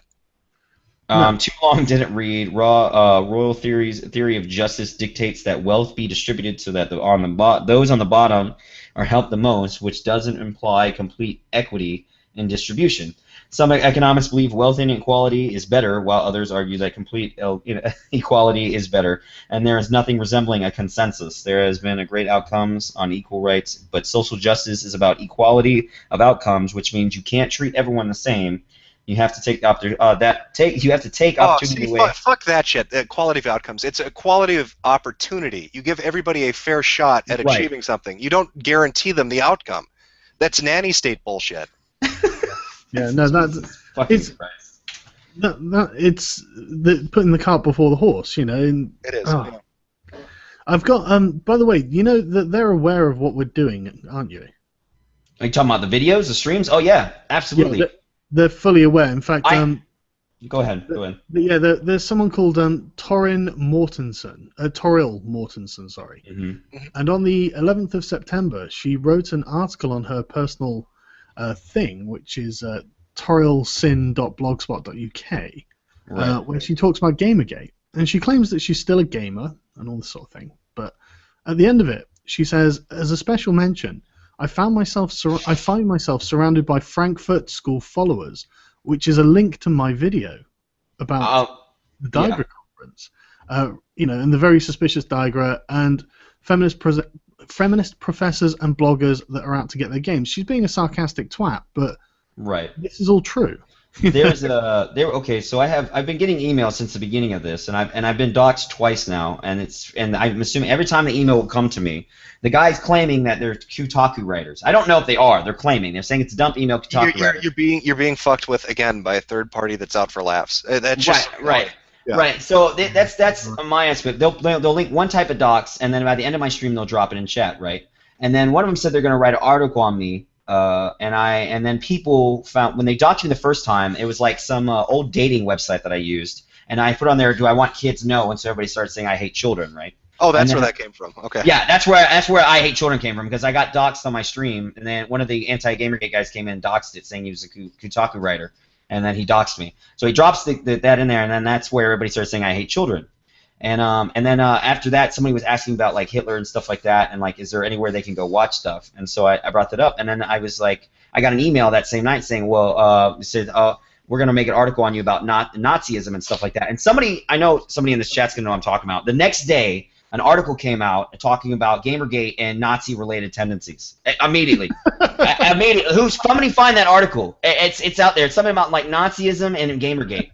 Somebody. It was like the next day after the stream, because I uploaded the stream and everything, and I was like, okay, somebody's pulling my chain, or they were watching the stream, and they were when we ended the stream, and I was talking to them about Nazi Germany stuff, and Nazism versus Gamergate related stuff. I swear, and don't forget, I hate Australians. Thanks, guys.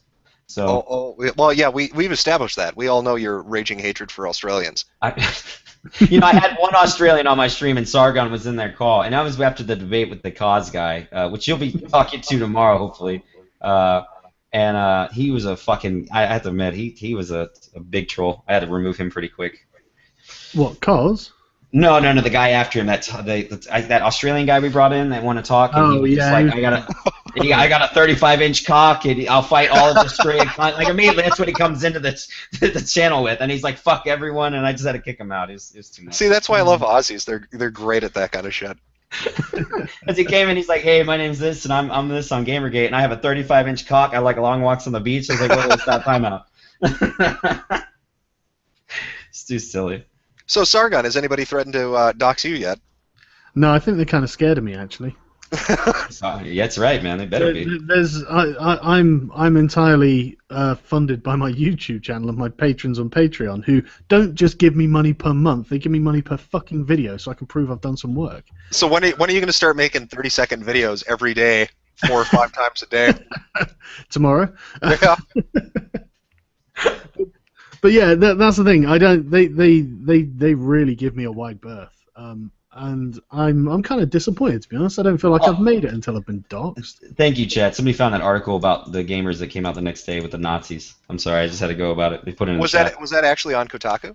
Who was it on? I don't think it was Kotaku. Which one was it? It was one of. It's thoughtcatalog.com. Gamers are Nazis who need to stop hating on women. That's the article that came out immediately the next day after my stream, and it started talking about Gamergate and how it's related to Nazism now.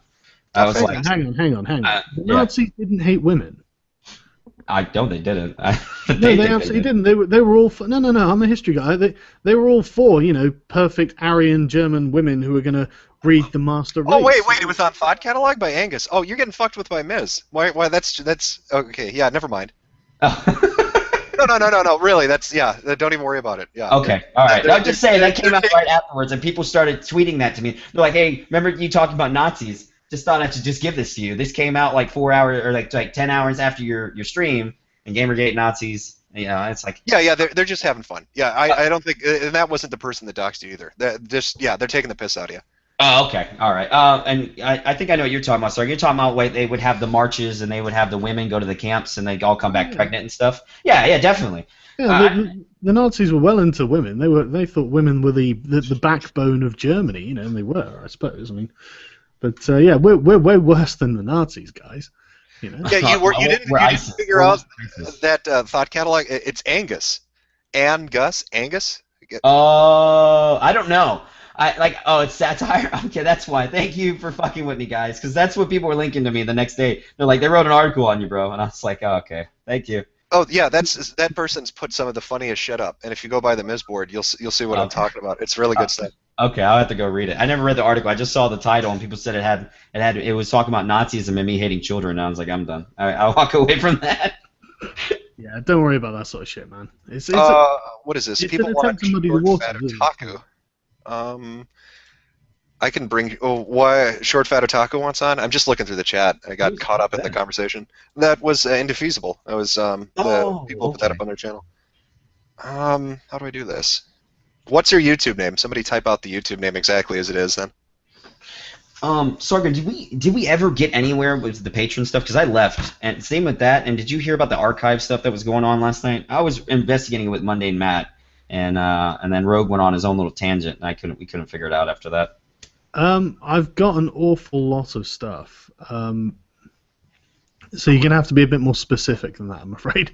Okay, so the last night, Rogue and was it this guy Fart, or was it Movie Bob or Fart? And some guy Mr. Fart or Movie Bob, one of the two, and Rogue were going back in the archive stuff, and they were claiming that somebody was ordering like massive amounts of stuff from IGF and Silverstring stuff from all the way back from 2009 to now were being deleted from the Wayback Machine in big massive bulks. Really? Yeah, I'm not sure. Like, we started looking into it. Me and Monday Matt were trying to help him, and then Rogue went off on his own tangent, and like he came in the group, our little group we were in before, that public group, and was trying to get all of us into it. But it was half confirmed, and then people would take it back saying, "Oh no, it's bullshit." I'm not entirely sure what happened with it. I gave up because I just felt too stupid. Yeah, well, if we don't know, we don't know. But I know that Silverstring did remove their team page from their website. Mm-hmm. Yeah, but I've got screenshots of the original. They took the COO off first, or CCO off first, and then they again did a second update where they removed everything, really. Yeah, and even the existence of the team page from like the menu structure and all that sort of thing. And it's just like, well, guys, if we're investigating you and you guys start doing stuff like that, then we know you're hiding something. Right.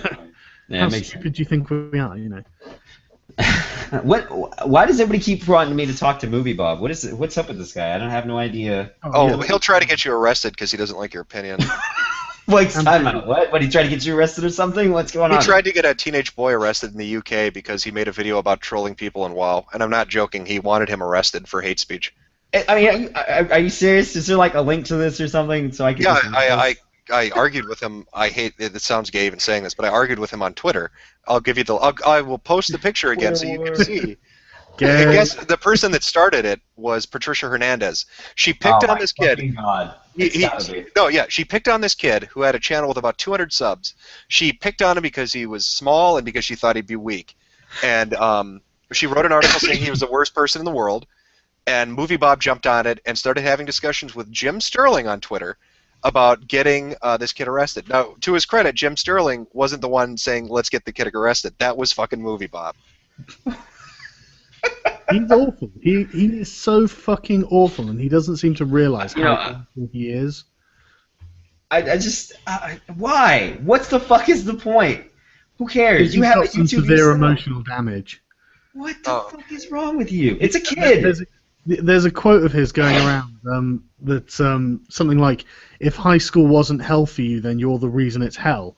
I'm thinking, well, shit, I was just playing Dungeons and Dragons all through high school, so what was I doing to Movie Bob? But he was obviously bullied badly at school because he's fat and fucking useless. And Okay, I'm posting the Movie Bob thing again. I put it up on Imgur. So Okay. if you look on Twitter, that'll be there. This is the picture of Where are you posting it at? So it's on Twitter. Go take a Okay. look. I Okay. literally just put it up, and it's an Imgur. It shows exactly what happened. Okay. All right. Let me go look in here. If you the bottom's the most important part. It's Movie Bob who said this. Just to clarify, the discussion that took place on Twitter was less about whether or not I thought whether or not I thought he deserved to be arrested, and more about the fact that since the video maker in question was operating out of Europe, North Ireland specifically, his actions may actually be in violation of either local or EU laws against cyberbullying or encouraging the same.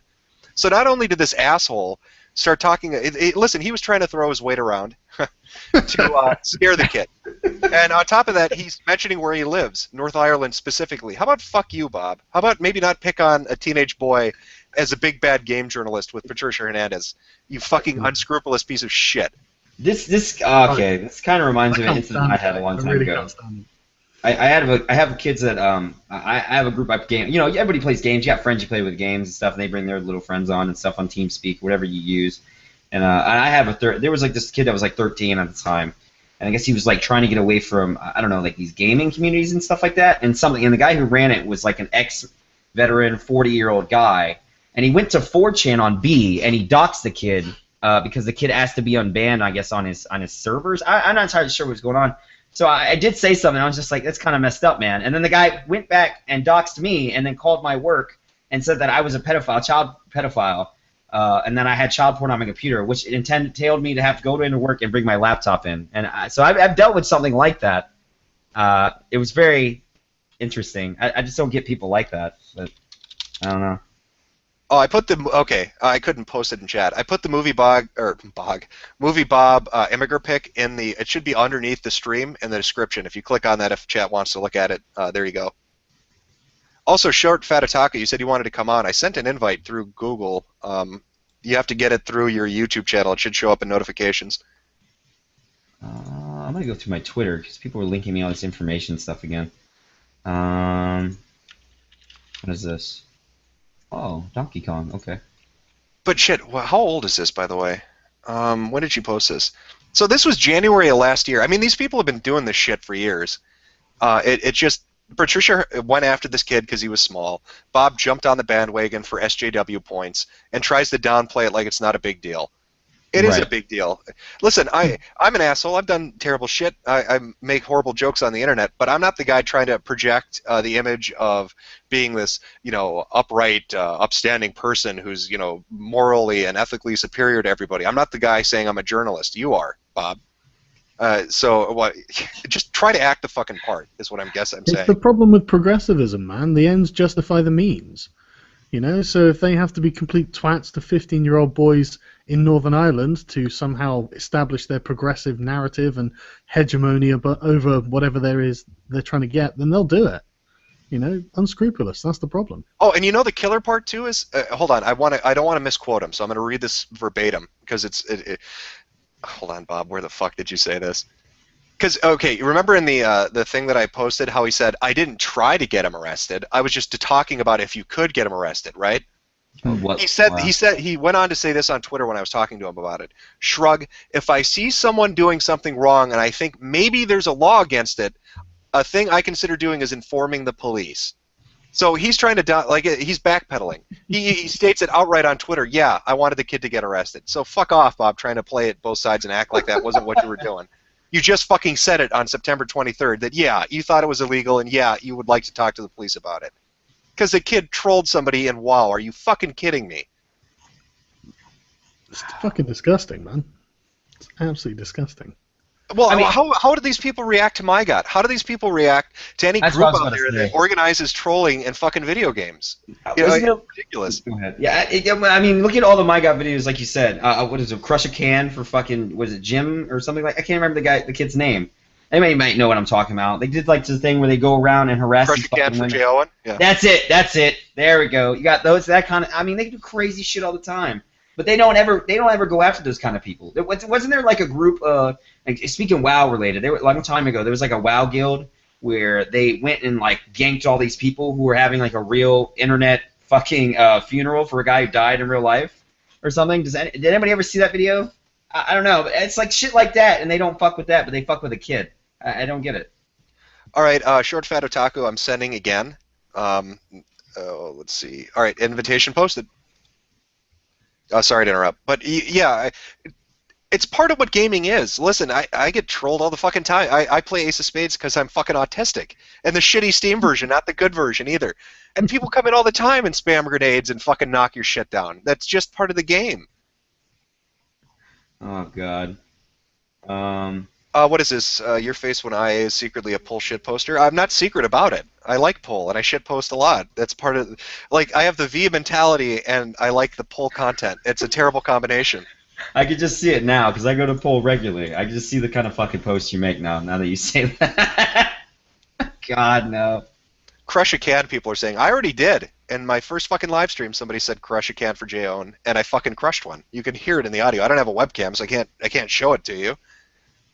Which hurts, by the way. It's not a fucking pleasant sensation. But I'm not going to deny a poor little kid with cancer his one dying request. I'm not an asshole. Maybe Movie Bob should crush a can for Jay Owen. Maybe if he's such an upstanding guy, he should do that. You know, actually, I don't think I ever really got to ask you, Jim. What did you think about the 150 journalists that came out and the whole like Kyle Orland, Ben Kuchera thing coming out talking about, oh yes, you know, we're proud of this fucking Google group and how we're running things here, and you better keep your mouth shut. Don't talk about Fight Club. It's arrogance. Again, these people, like I said, look at the information you guys have dug up, or Short Fat Otaku, or Camera Lady, or anybody else that's looked into it. These people are that full of themselves that they think they can't get caught, and they've dragged their ass across the entirety of the internet, leaving a trail that anybody could fucking follow. Of course they're proud about it. They don't think they've done anything wrong. They're just so fucking smug at the end of the day is what really, I think, irks me the most. I think they're also not very bright either. What's that? I don't think they're very bright either. One of the things that I've been doing in this Digro research is that they use such childish and infantile language. They don't write well. You know, the academics, their papers read like academic papers, but the ideologues, their papers read like they were written by teenagers. You know, and it's just like these people don't really seem to be very intelligent. Oh, one sec. People are asking, do you go to 4chan or 8chan? I like Poll and V on 4chan, but with the way Moot's behaving, I've been posting and browsing 8chan. I go to 8chan's V, I go to 8chan's Poll, I go to 8chan's GG board. That's where I go. That's just where I'm going right now because I'm pissed off at the way Moot's behaving. Speaking off topic, just to talk about something poll related, what did you think about like America launching all those fucking missiles at ISIS all in one day? And then watching it on live stream. Did you watch that actually on the live stream? Oh, I didn't have a chance to. I've been so swamped with obligations. It looked. You remember the Baghdad thing when they invaded Baghdad? You could watch that on live stream. The back when we in the Iraqi war. Who was the guy that was doing PR for Iraq? What was it? Baghdad. What was his name? He was the guy. He would go on TV and say, "We're not being invaded as bombs are exploding behind him." Oh yeah. I know exactly what you're talking about. I don't know. Iraqi Minister of Information. Yeah. You know what? That's the perfect parallel for fucking Gamergate. That guy is Ben Kuchera. That's exactly what's going on right now. Explosions are going on behind Ben, and he's like, "Everything's fine, man. Games journalism's doing great." That's the perfect analogy. Oh, the cough is real. I've got Mia Consalvo's application to be president of Digra. Do you guys want to hear some of the stuff she's got planned for Digra? Oh, please. Oh, wait, one second, though. I want to see if this is true. Did Jimmy Wales actually make a public statement about how shitty Wikipedia has become after they've let idiots get in control of fucking administrating it? I don't know. Is that Baghdad Bob, by the way, is his name? Is that true? Because Jimmy Wales is it's always every year they're doing their fundraiser, keep Wikipedia alive. Well, maybe, go look at their talk pages if you want to see clusterfucks of arguments, of the most biased shit from omission I've ever fucking seen in my life. Oh my god. I'm actually going to do that right now. Hold on. Oh yeah, go look at the a really good example of this is go look at the Bradley/Chelsea Manning page, and look at the talk page where they're arguing about this, and then look at the people who are arguing for changing all the pronouns and stuff. Go read up on who they are. Don't even know if I want to. Yeah, it's a clusterfuck. Anyway, I'm sorry to interrupt you, Sargon. What were you saying? Oh no, it's alright. I've just got like boring Digra stuff, but It's not boring to me, man. I find that shit interesting. Mia Consalvo, her application to be president of Digra, she lists a bunch of the things she wants to change.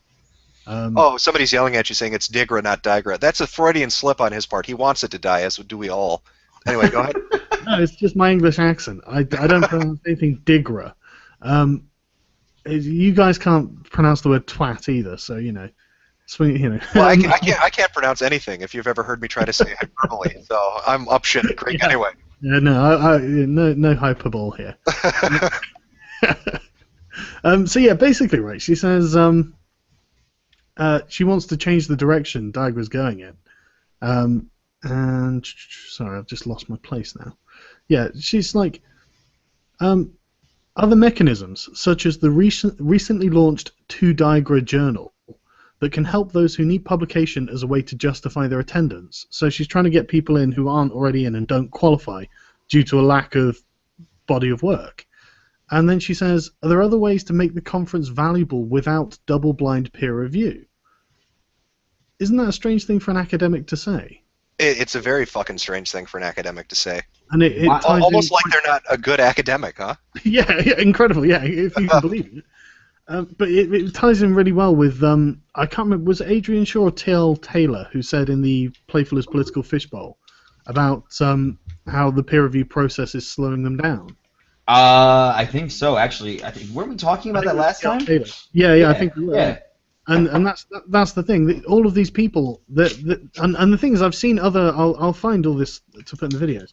But I've seen I've read their blogs, and on the Digra website there's a forum where these idiots talk about all this stuff in public because they're idiots, and they say things like basically in their blog posts and stuff, they go on about how they have to keep. They're annoyed that they have to keep justifying what they do to their academic colleagues because their academic colleagues are like, why would we want to fund any of this? Oh, God, you know what it reminds me of? It reminds me of exactly what Sokol was bitching about in the 90s.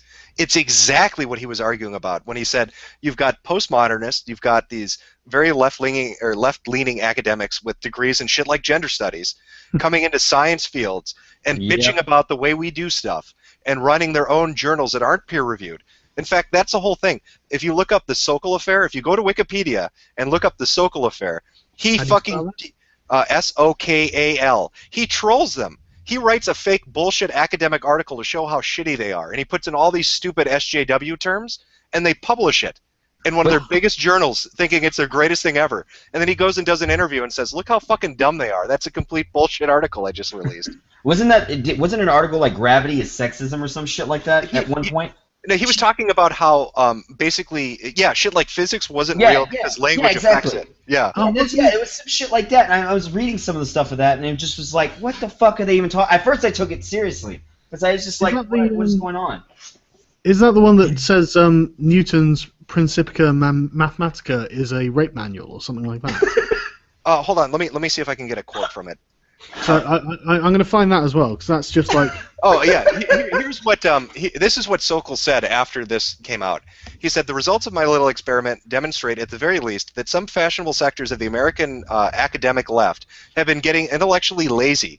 The editors of Social Text liked my article because they liked its conclusion, that the content and methodology of postmodern science provide powerful intellectual support for the progressive political project. They apparently felt no need to analyze the quality of the evidence, the cogency of the arguments, or even the relevance of the arguments and their proposed conclusion. And his article was titled, this is great, Transgressing the Boundaries Towards a Transformative, I can't even say this word, humoretics of quantum gravity. It's just bullshit. It's buzzwords. He made a buzzword article to show how dumb they are, and it worked. God, you know, this kind of reminds me of like shit like John Money and gender identity and how he's the father of gender and how these fucking people will parade him like that. Is that the guy whose kid committed suicide? Yeah, that's not his kid. No, The boy he butchered. Yeah, the boy. Yeah, the boy he butchered. He turned a kid into basically a psychological experiment by saying that a gender identity is nurture or not nature. That you know you're born with a penis or vagina, that you choose what you want to be, and you're not really a man if you have a penis, and you're not really a girl if you have boobs and a vagina, right? So that was what he would state. That was his statement, and he used the kid as an example, even though that the mother was suicidal, the father was turned into an alcoholic, that the kid turned back into a man. Yeah, I mean, look what he did to the kid. Okay, so the boy was scarred badly during circumcision. Yeah, and 8 months old. Yeah, and they decided the best way to deal with this was to make him a girl. And part of Money's therapy was having him and his twin brother get naked and basically dry hump in his office on film. Oh. Yeah, Sargon, it was wild. But the thing was, I've heard of it. Yeah. He took it to the grave, even though it was a failed experiment. He took it to the grave and saying, this proves that gender identity is nurture, not nature. But it was completely wrong, and it failed completely. But these fucking idiots will tell you, oh, no, John Money, he's the guy. He's the father of gender. He's absolutely right. Gender identity, linked back to John Money. And it just blows my fucking mind. I would have just thought that the fact that like 99.99999% of people who just happen to then identify with the gender they're born with would kind of disprove what he's saying.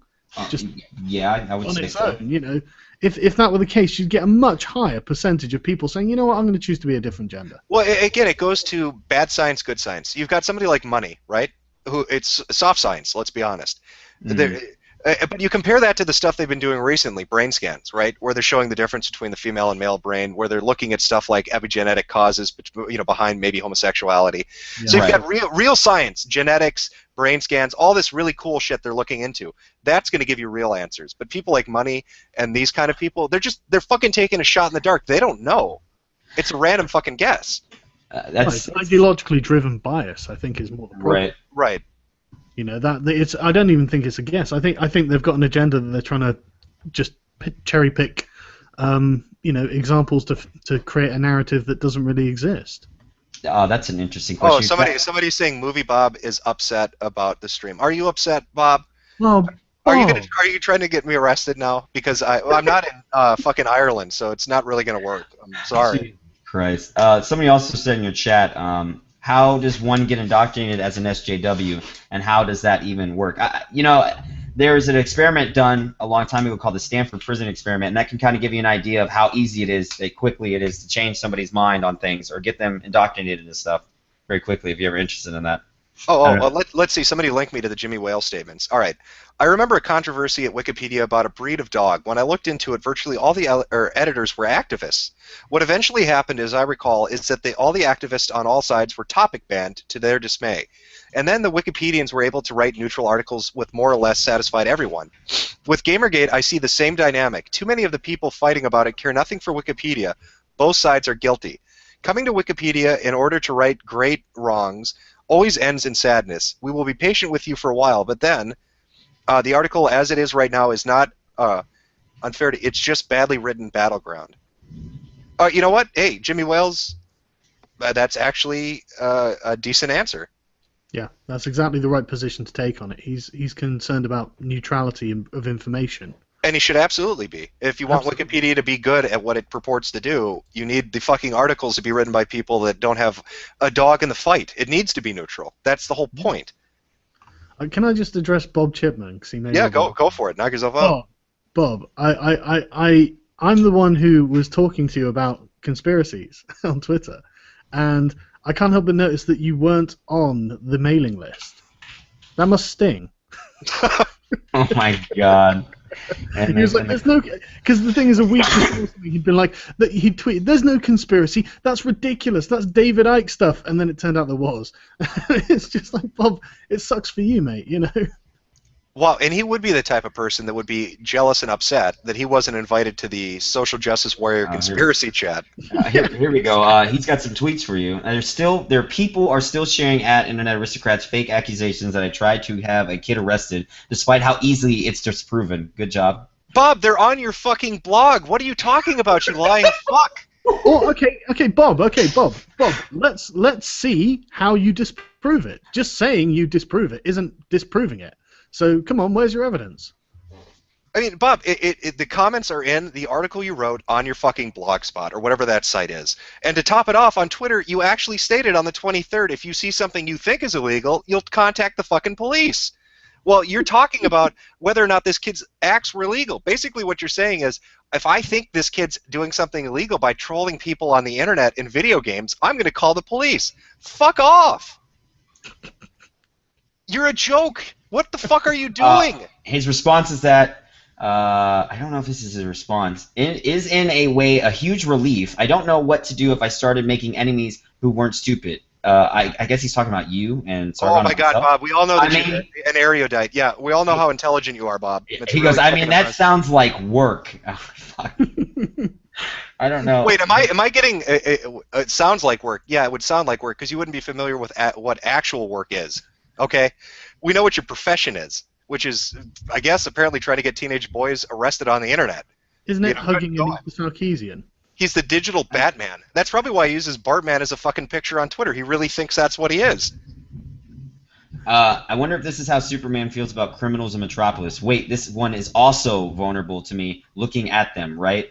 I don't know what that... what is that even supposed to entail? What the fuck are you trying... he's comparing that to us, but I don't know what he's talking about. No, you know he's watching this right now. Yeah, I know, and he's tweeting. He's tweeting as I'm reading these things. He's tweeting these as I'm reading it. This is his responses. I'm guessing he wants to come on or something, or I have no idea. Well, here's the thing I don't get, Bob. If you're so fucking intelligent and we're so dumb, why are you watching us? Wouldn't the smart thing to do not to pay attention? But you're paying attention. I want to know when Bob's going to admit he's a bigot, because in one of his videos, I was going to do like a video sort of thing about Bob's opinions. Because in one of them, he goes on about the sort of AAA first-person shooter industry, and he literally says things like how it can be stopped, and he's like, well, I don't know if we can stop it. I'd love to, but there's no way to do it. And I'm thinking, Bob, why the fuck would you want to? Let the people play their fucking games, you Nazi.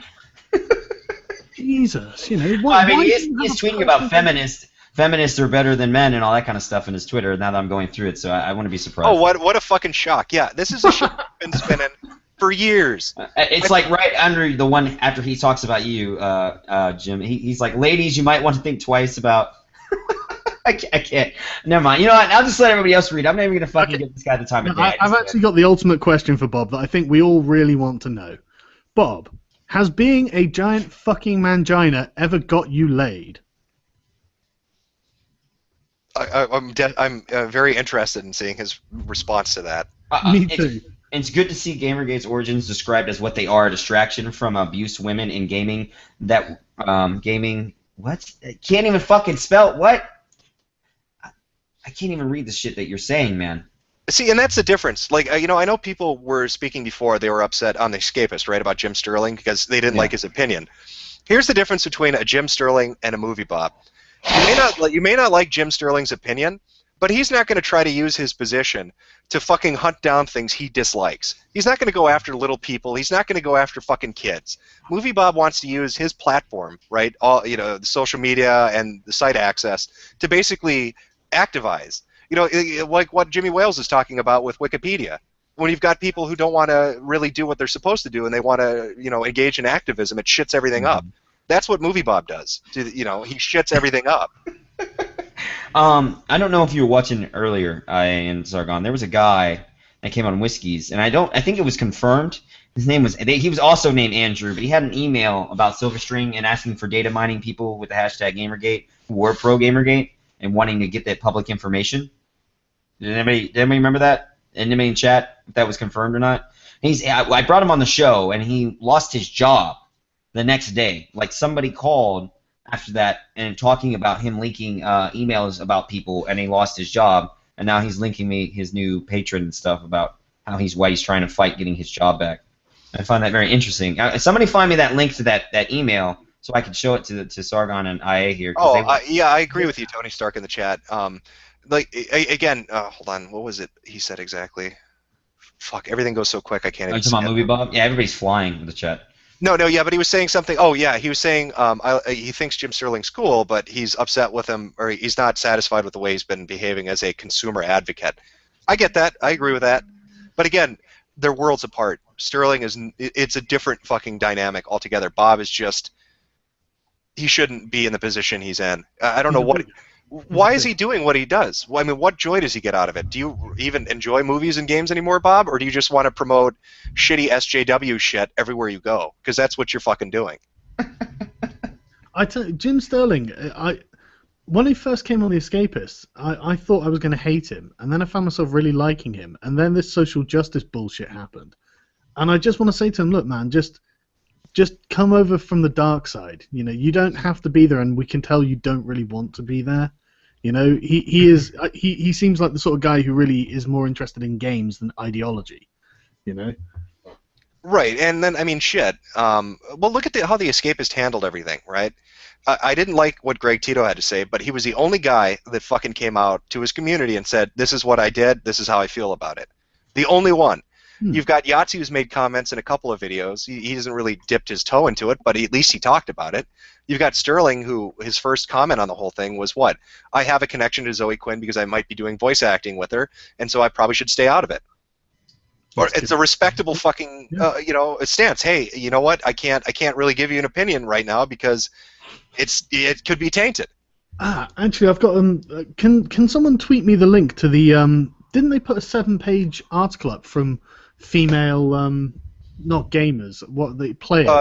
I thought it was female game developers, and yeah, I remember people talking about how they thought that was disastrous because what was it like devs 1 through 4 and 6 through 9 or something? Like there were 1 or 2 that got it, but a lot of them were saying stuff that wasn't at all accurate or true. They their opinions were being shaped by something, but I don't know what it was. Yeah, that's actually one I want to talk about because it's the use of the word player that I find very interesting. Because, you think that was going to be the new Gamer Plus?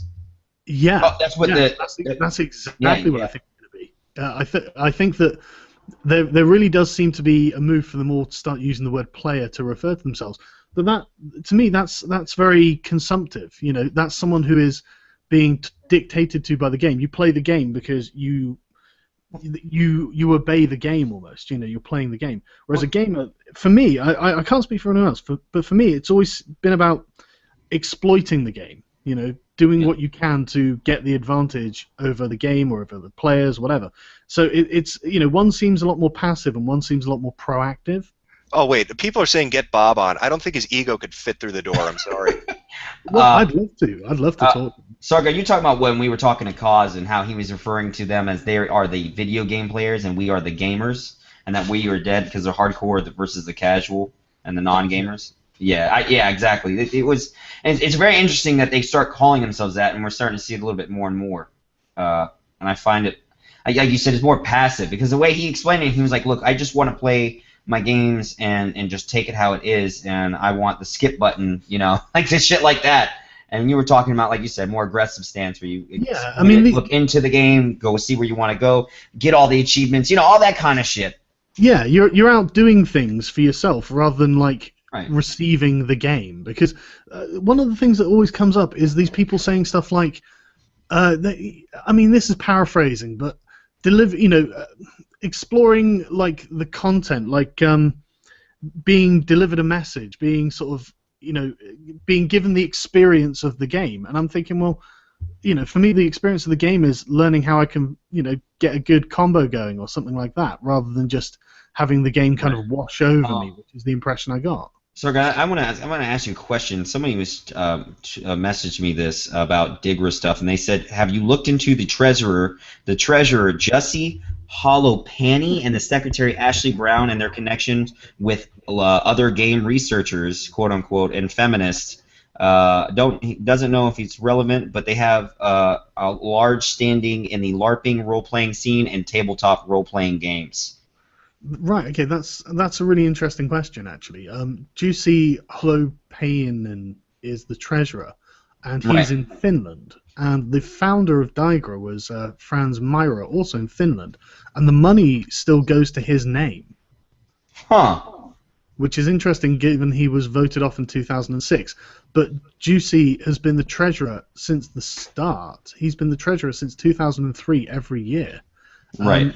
But the thing is, I'm just going to get my notes quickly because if I recall while you're correctly- doing that, somebody was saying Happy Video Game Nerd came out as an SJW.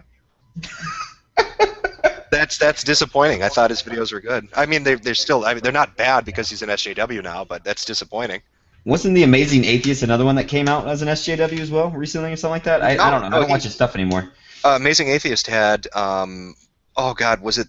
I don't remember what his name is. The Game Investigator or whatever it is. Did a video on his channel about Gamergate that was pretty damn good. All right. I'm actually quite surprised how late that Amazing Atheist chimed in on all this. All right. You know, I would have thought they'd been a bit quicker on it. Back on topic with you, Sargon. So what I mean, did you know anything about these guys being involved with LARPing and tabletop games as well? I had no idea until someone was asking. Fuck LARPing and tabletop games, man. That's all fucking meaningless bollocks at the end of the day when it comes to this.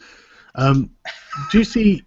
No, I'm not, and I'm not trying to do. You know, I know. It's just I love tabletop games, but not so much LARPing. Do you see Holopanian or whatever? This guy who's been the treasurer for the whole time. This is from Games and Experimental Entertainment Laboratory. Juicy worked at the Nokia Research Center for 16 years, most of his adult life, and as a game interaction researcher before realizing he could do something else in his life as well. See, I mean, he works for Nokia. Wait, he works for Nokia or what? Nokia, damn it, the Oh, phone Nokia. people.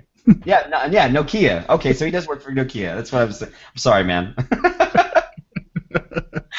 So what? I mean, what's the relevance to that? But him being Nokia, I mean, what does that have to do with him and Digra? I mean, well, I'm not sure, to be honest. I can't. This is probably going to be a video that's split in several parts because there's a lot to go over. Okay, I got you. So you just give me an idea. But, Okay. But the thing about this guy is that he's not an SJW. He's an academic. You know, he's a professional. But I think that there's probably more to do with the Nokia connection there. But I haven't looked into that yet. Well, I'm sure this is like the same thing when we were looking at the Patreon stuff and we'd find these dummy accounts and they had interesting business ties. Like, you know what I mean? When we were sitting there and that was the weirdest thing ever. It was like, okay, we found this dummy account and they're paying these people, but the people that they're linked to was like companies that you wouldn't expect to be linked to this stuff. So what, you know, it was so fucking weird. I'm wondering. I think that might be a bit of a red herring, though. I think they might just be, automated follow backs or something like that. Probably. That could be that too. You never know. But yeah, the Digra thing. These people are all. It really seems like the academics have got their own agendas if they're not ideologues, you know. So I don't think that they know what's happening, you know. Or I mean, if they do, then they're not against the idea because what was her name? What's her face? Sorry. I don't know. The woman who linked my video in her article. Toril Mortensen. Her sarcastic end comments were, feminist professors and bloggers are out to get their games, and they're fighting oppressive systems, criticizing structure of peer reviewing. Yep, that will really hurt the gaming industry. And I'm thinking, bitch, at this point, I'm not concerned about the gaming industry. I'm concerned about academia. Criticizing the structure of peer reviewing. What's wrong with the structure of peer reviewing? When they don't like that. They don't want a peer to review it. They just want someone to take the shit that's being fed to them. Look, they tell us this all the time with games. They want the non-gamers. They want the people who are the casual gamer who doesn't look and look into the game. They don't want the hardcore gamers that interject and want and say what they want in their games. They want somebody who will just eat the shit that's fed to them, right? That's what they always fucking tell us. And that's why I think that the player thing's so important, because it really... I'll find relevant quotes where it's very obvious what they're saying is you should sit there and be dictated to by the game rather than actively engage with the game and trying to beat the game, you know? Exactly. They don't want you to think. They want you to just take the shit and shovel it in your mouth. And I think it goes into more money aspect than anything else, to be honest with you. And this might be the reason why maybe we've seen shovelware, if you want to call it that, at the same time. I don't know. I'm jumping at strings there, but that's just me. All right, hold on one sec. All right, Short Fat Otaku, I'm going to try one last time. I guess he had to activate his Google Plus thing. Also, somebody was asking or commented towards us, be aware there are some actual academic SJWs. They are fucking evil. No, I'm well aware. There are too many. Believe me, I've looked into a lot of that shit, and a lot of them seem to be sociologists. I'll be honest. That's honest to God, that's the truth, and there's a history behind it, which is pretty fucking interesting. But it's a topic for another day. Jim, what is your take on EA's "It's on us" Gamergate stance? Yeah, like I mentioned at the beginning of the stream, in case you missed it, it's ridiculous. Wait, are you talking about the anti-rape thing that EA released, where they said the anti-rape thing? Yeah. I guess I don't know. He said the EA's gotten hashtag Gamergate stance. It's on us as well. I guess maybe he wanted both. I don't know. Well, no. Yeah, here's the thing. Electronic Arts, what the fuck are you doing? You make video games. I don't need to be told not to rape people. Guess why? I'm not a fucking rapist. It's the weirdest fucking thing to see a video game company even engage in talking about. And it's easy PR. How about EA's next campaign? Let's not murder babies. Why hasn't EA made a campaign about EA? Let's not kill babies. That's a bad thing to do. Why aren't they doing that campaign? Do they like to kill babies? EA, are you saying you like to kill babies? Of course they do. What are you talking about? If they're siding with the feminists, they're pro-abortion. No. What I mean is they made a statement saying they don't like rape. So if they haven't made a statement saying they don't like killing babies, they must like killing babies. EA, you need to get on that. I know. Listen, they're probably going to listen to the stream now, and they're going to start putting crazy shit out there. You better calm that shit down, Internet. Holy shit, man. These people are crazy. I don't understand why game companies make video games. That's all you have to fucking do. That's all we want. It's the easiest thing in the world. Make video games. You'd think it would be that easy. Someone said invite Leia Alexander, get her on. Oh, yeah. I would love to see her come in here. She'd probably be drunk. Yeah, I can't do that. I'm wearing headphones, and because she's a megaphone, it would blow my eardrums out. that, and she'd probably be drunk by the time she got on. Didn't she, walk around with a drink 24/7? I don't know. Every video I've seen her in, she's got a fucking drink in her hand, so you tell me. Everything I've seen her in, she just seems like she's gone mad with power. Yeah, that too. I want to explain to that lady, you don't really have very much power to go mad with. She seems crazy. Sargon, are you? Fuck, man, this chat. I can't even see how you follow this. Are any of you aware of Aaron Gojari's GoFundMe for legal defense against ZQ, or literally who, and where did it go? Never heard of it. Did you hear about that, Internet? I'm sorry, I'm just reading this up because somebody said it's a White House campaign. It's on us to help prevent sexual assault. EA is proud to stand with the White House today, and its launch of It's On Us, a new public awareness account aimed at changing how people think of sexual assault. Because we all find it so entertaining. You need to change our opinions on this. Since you mentioned the White House, I've actually got something for that. Gamer Sutra, Chris Totten, wrote an article about a White House game jam that they did, where they went to the White House and did a game jam. Really? They did a game jam I'll tweet that shit, man. I'll tweet that shit. Seriously, I'm not joking. It's. What? Yeah, speaking of game jam, does anybody ever get a hold of Matty Lessem? After your video, that was the biggest thing I really hope someone did was get Somebody a hold. Needs to. I swear. Where is he? How does he? I mean, there's too much shit going on. This guy. Here's the thing. He got fired because of that failed game jam, and Zoe Quinn, Jared Rosen, and Nathan Grayson played a part in that. They played a part in creating that narrative. I spent a couple days looking into this, but it's really interesting looking in the timing of that failed game jam and Disney's buyout of Maker Studios, who hosted it. Their buyout offer was affected by the failure of that game jam, and so there's some interesting shit going on with that and the people involved. I just don't understand how, out of all this stuff, that nobody has gotten a hold of this guy to get him saying this. He's probably well off to begin with. I mean, he's probably on a beach drinking a Mai Tai, thinking "fuck Zoe." Oh yeah. Sargon, sorry to catch you off. I know you were looking for your. You're looking. Yeah, no, I've got it.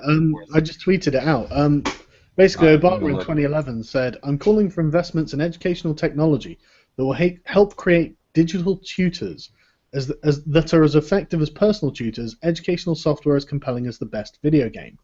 And and Christopher Totten, I think he actually got an invite to this game jam. He literally says the White House is holding a game jam and we got an invitation. Wow, look at these pictures. They're actually standing there at the podium. Yeah, he's there with Yeah, yeah. Look at the cupcakes. They got cupcakes. Wow. Yeah. Jamming with a purpose. You know, it's all. This would make sense in Obama's. If Obama administration, this would make sense in the White House. I mean, they're socialist Democrats for one.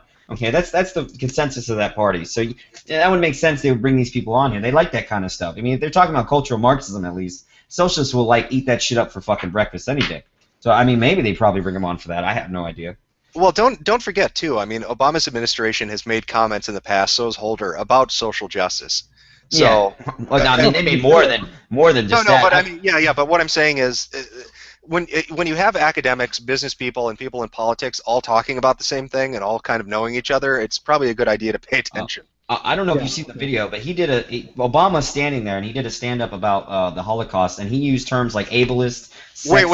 When you say he did a stand-up, do you mean like a Robin Williams fucking? No. I mean, he stood up in front of his podium, and he talked about the Holocaust, and something I can't remember. Somebody find there's a video on YouTube of it, and he uses the words ableist, sexist, ageist. I swear to God, he says this. Somebody gave this to me a while ago. This was on poll a while back, and they're like Obama saying crazy ass shit 101, and you could just click on it. You know how in 4chan, they put the videos. You just click on it, and you just and we're watching it. And I was like, holy shit, what is going on? Hold on. Well, and again, I think it points to, I mean, why do you think you have, as this Gamergate thing has been going on, why do you think you've seen, conservative people paying attention to it?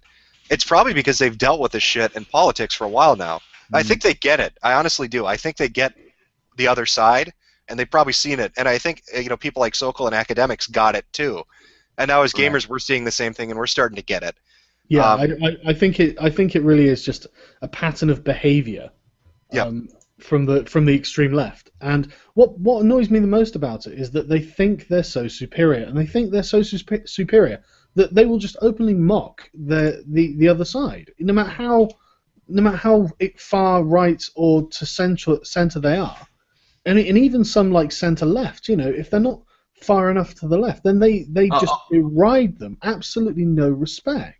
Well, yeah. I mean, look what happened with Silverglade. I mean, here's a guy who started Foundation for Individual Rights in Education, right? Which is like an ACLU-ish kind of organization. But I mean, Silverglade had always said stuff like, "Oh, well, I'm a classic liberal," and I fought in the '60s. I was on the college campuses when we were trying to get free speech from the conservative academia at the time. But he said what he found out is once these leftists took powerful positions as deans and professors, they weren't fighting for free speech; they were fighting for their speech.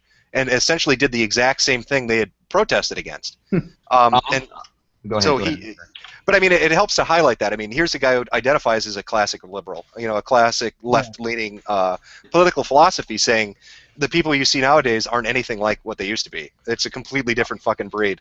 I tweeted out to you and Sargon that video, Starman. It's only 2 minutes, but he stands up and he was denouncing. This is in 2012, where President Barack Obama denounces Holocaust denial, but he uses sexism, racism, and xenophobia, homophobia, ageism, ableism, and all these fucking terms all in one go for people who deny the Holocaust. Which I don't care if you believe it happened or not, but it's just interesting that he uses those fucking words to begin with. Yeah, here's what I don't get with the whole Holocaust denial thing. You have all these different Jewish rights organizations saying that they're seeing a rise in anti-Semitism in Europe, right? Right. And but at the same time, you have all these restrictive laws saying you can't talk or deny the Holocaust. They don't see that those are correlated. That when you try to, suppress speech, even if the idea you may disagree with or think is crazy, that it makes people start to think, oh, they're hiding something. So, you get arrested in Germany for being against it. You get sued in France or Britain for being, you know what I mean? It's fucking crazy. That's why it's on the rise. I hate that more than anything. Honestly, I want people to come out and say, well, I deny the Holocaust or whatever, so their research can be proven to be fallacious. Right. At least fucking let the debate go on. I don't understand why you won't let debate go on. It's just crazy. Yeah. Well, the thing is that begs questions, doesn't it? If you can't stand to have their obviously faulty evidence presented, analysed, and proven to be false, then is there something more that we need to know? Right, and that's I think why censorship or suppressing somebody's free speech is dangerous. What you do is you sway moderates, you sway independents who don't think one way or the other on anything, but they see the actions that are taking place and they think, oh shit, these guys are up to something. You know what I mean? Right, but I mean, you're talking about the EU here, right? And you have to understand that these are the same fucking people that vote in people secretly without like anybody taking a vote, and people like Farage will come out and fucking call on him. What was it like Juncker? He recently called out for being voted in secretly, and he was like, "Why is this not public? Why would we do this secretly? But yet we're going to talk about being a democratic republic? It make no fucking sense." Remember the 500 grillion? Okay, Oh my Warthog god! 117. Everybody's retweeting my video talking about anti-Semitism. Oy vey. Yeah, great. Shut it down. Aggravating my asthma. Everybody's like, but so many guys like so many isms, I can't contain it. But it's just interesting that Obama would use words that we see in shit, like isms that we see in fucking Tumblr, and anything in general. I find it interesting. Well, again, his opinions, I think, are being. This is why, like, this academic angle, when I was talking about the source, like with the Tumblrism shit, it really is academics. It, honest to God, really is, and they influence politics and they influence industries.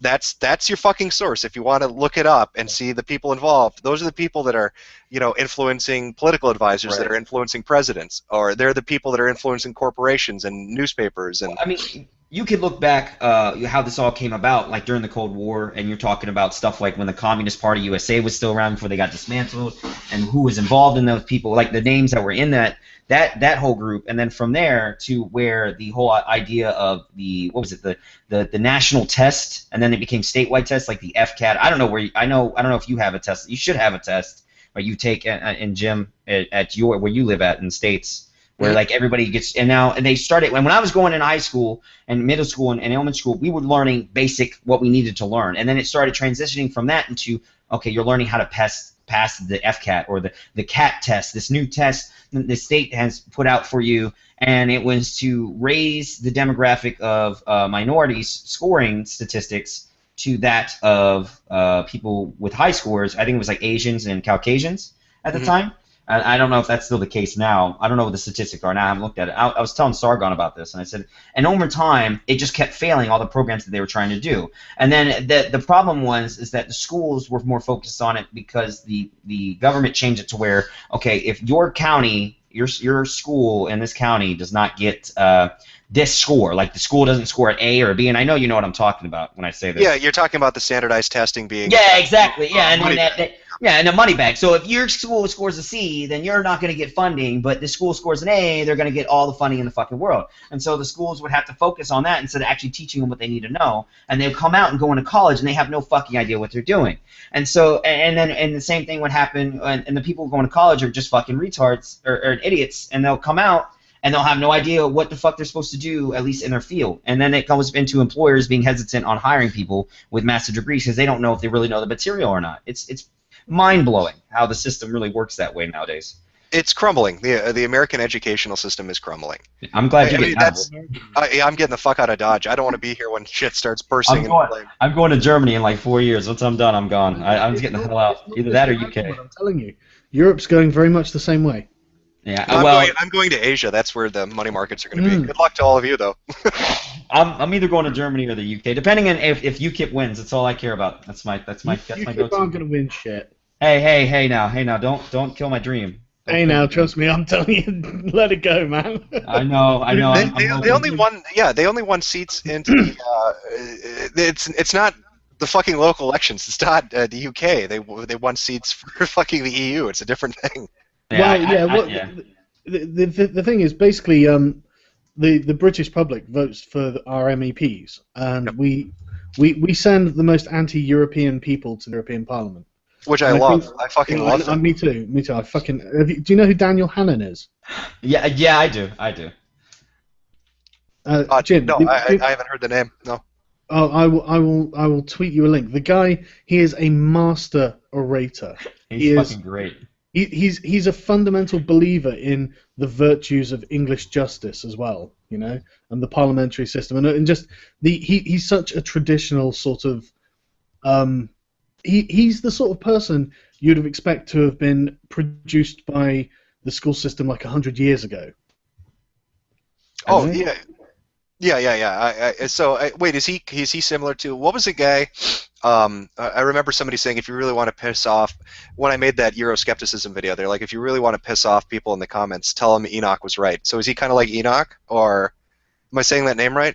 The I know. politician who had said in Britain, if you're not careful with your immigration policy, when you're walking down the streets of London, it's not going to look like London anymore in 30 years.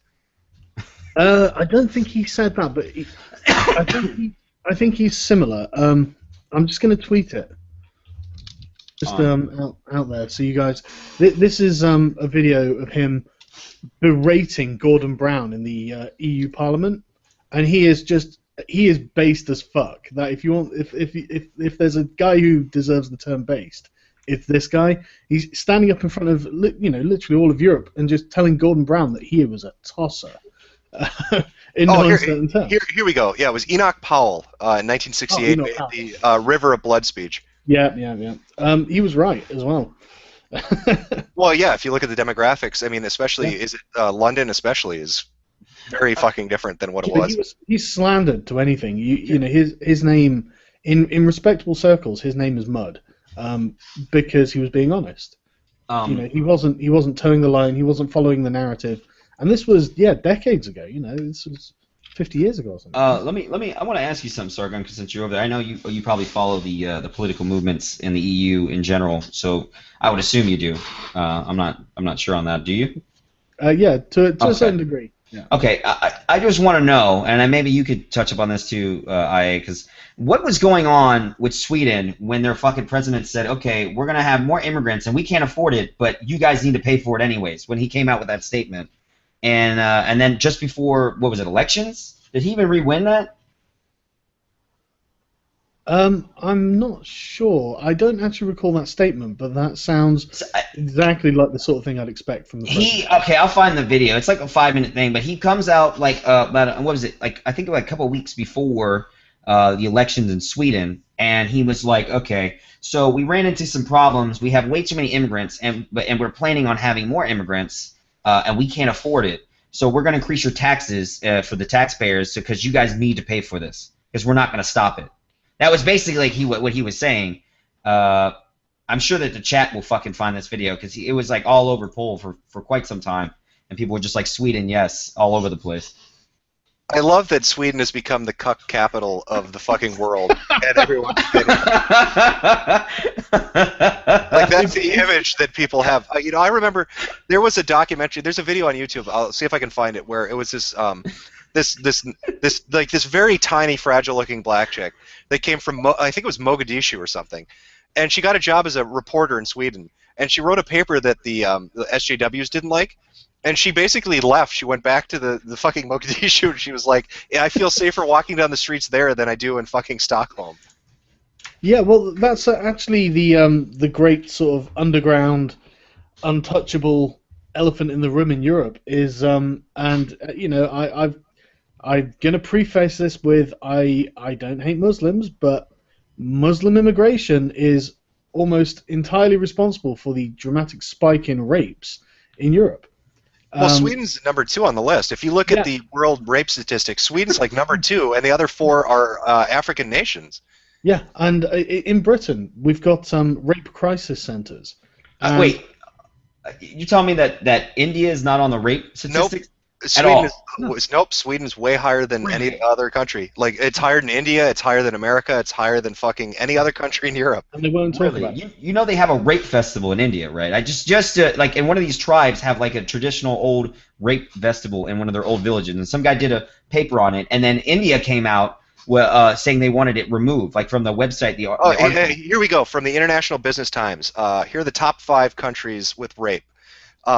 Lesotho, or how do you say this? I'm probably wrong. Lesotho? Never heard of it. What is that? Oh, that's Snowden. Okay, Sweden's number 2 has the highest rate of rape in Europe, with the UN reporting 69 cases per 100,000 inhabitants in 2011. In 2010, Swedish police recorded the highest number of offenses. About so yeah, it goes up every year. 63 in 100,000. According to the rape crisis advocates in Sweden, one third of Swedish women have been sexually assaulted by the time they leave their teens. According to a study in 2003 and later studies in 2009, Sweden has the highest sexual assault rate in Europe and amongst the lowest conviction rates. See, this is exactly the problem we're having in Europe. If you look at Britain and you go to I think it's rapecrisis.org or something, and it'll give you a map of all the rape crisis centers in England. Mhm. And then if you just Wikipedia Muslim immigration into England, it's exactly the same map. Oh fuck! Did the chat? not I'm even sorry. kidding. Did the chat? I think chat broke. Yeah. Yeah, Somebody- I'm not even kidding. There's like, to the point where like there's the odd sort of enclave just north of Kent or something, and they've got a rape crisis centre, all the way over there, miles away from any of the other ones, which are the sort of the centre of England, which are where all the main Muslim immigrations happen. And in the papers, it's Orwellian. They will never name the people who are every other month, say you hear of this new grooming gang, where it's a group of men have started grooming teenage girls and taking advantage, raping them, doing all various nasty things, and they won't name the people in the gang because the names are always Ahmed something, Mohammed something, and Right. they in the BBC they just don't name the people anymore because it is so obviously a Muslim rape gang. And Oh, Lesotho. That's how you pronounce it. I'm sorry. I got the chat to work again. People are trying to tell me how to say the name of that country. That's right. Wasn't it the head, was it Joyce Thacker, who recently just retired or just quit her job because she knew about like the rape allegation that was going on in what was it, in Rothingham? Isn't that something that happened over there too? Like it was like 1,400 kids. Oh wait, Yeah. are you talking about the one where they wouldn't convict them because they didn't want to seem racist? Yes, and then so she just quit. Like the police commissioner stepped down, and then the actual child service commission person, Joyce Thacker, was like, "Yes, I knew about it. We were taking like UKIP families away." I read that in the Huffington Post, mind you. Yeah. It's And, fucking insane, right? But the thing is, what annoys me about this is that this entirely plays into their narrative. If they can actually have ridiculously high rape stats, then there is all the more reason for feminism. Right. All the more reason to give these people more power, more influence, more credibility. They're saying, hey, the rape stats are off the charts, we need to do something about it. And it's like, yeah, but they're off the charts because you guys were going on about how great unlimited immigration is from Muslim countries. You've created the problem that you think you are the solution to. And I don't know if it's on purpose. I can't believe it's on purpose because, why would you wouldn't want to? But it's feeding itself. And the thing is, the only other option is that they're such fucking monumental morons that they can't see this. It blows my mind, but at the same time, this all stems back to like with the EU and their fucking sloppy ass open border policies and telling people, yes, we're gonna have multiculturalism and we're gonna have immigration whether you like it or not.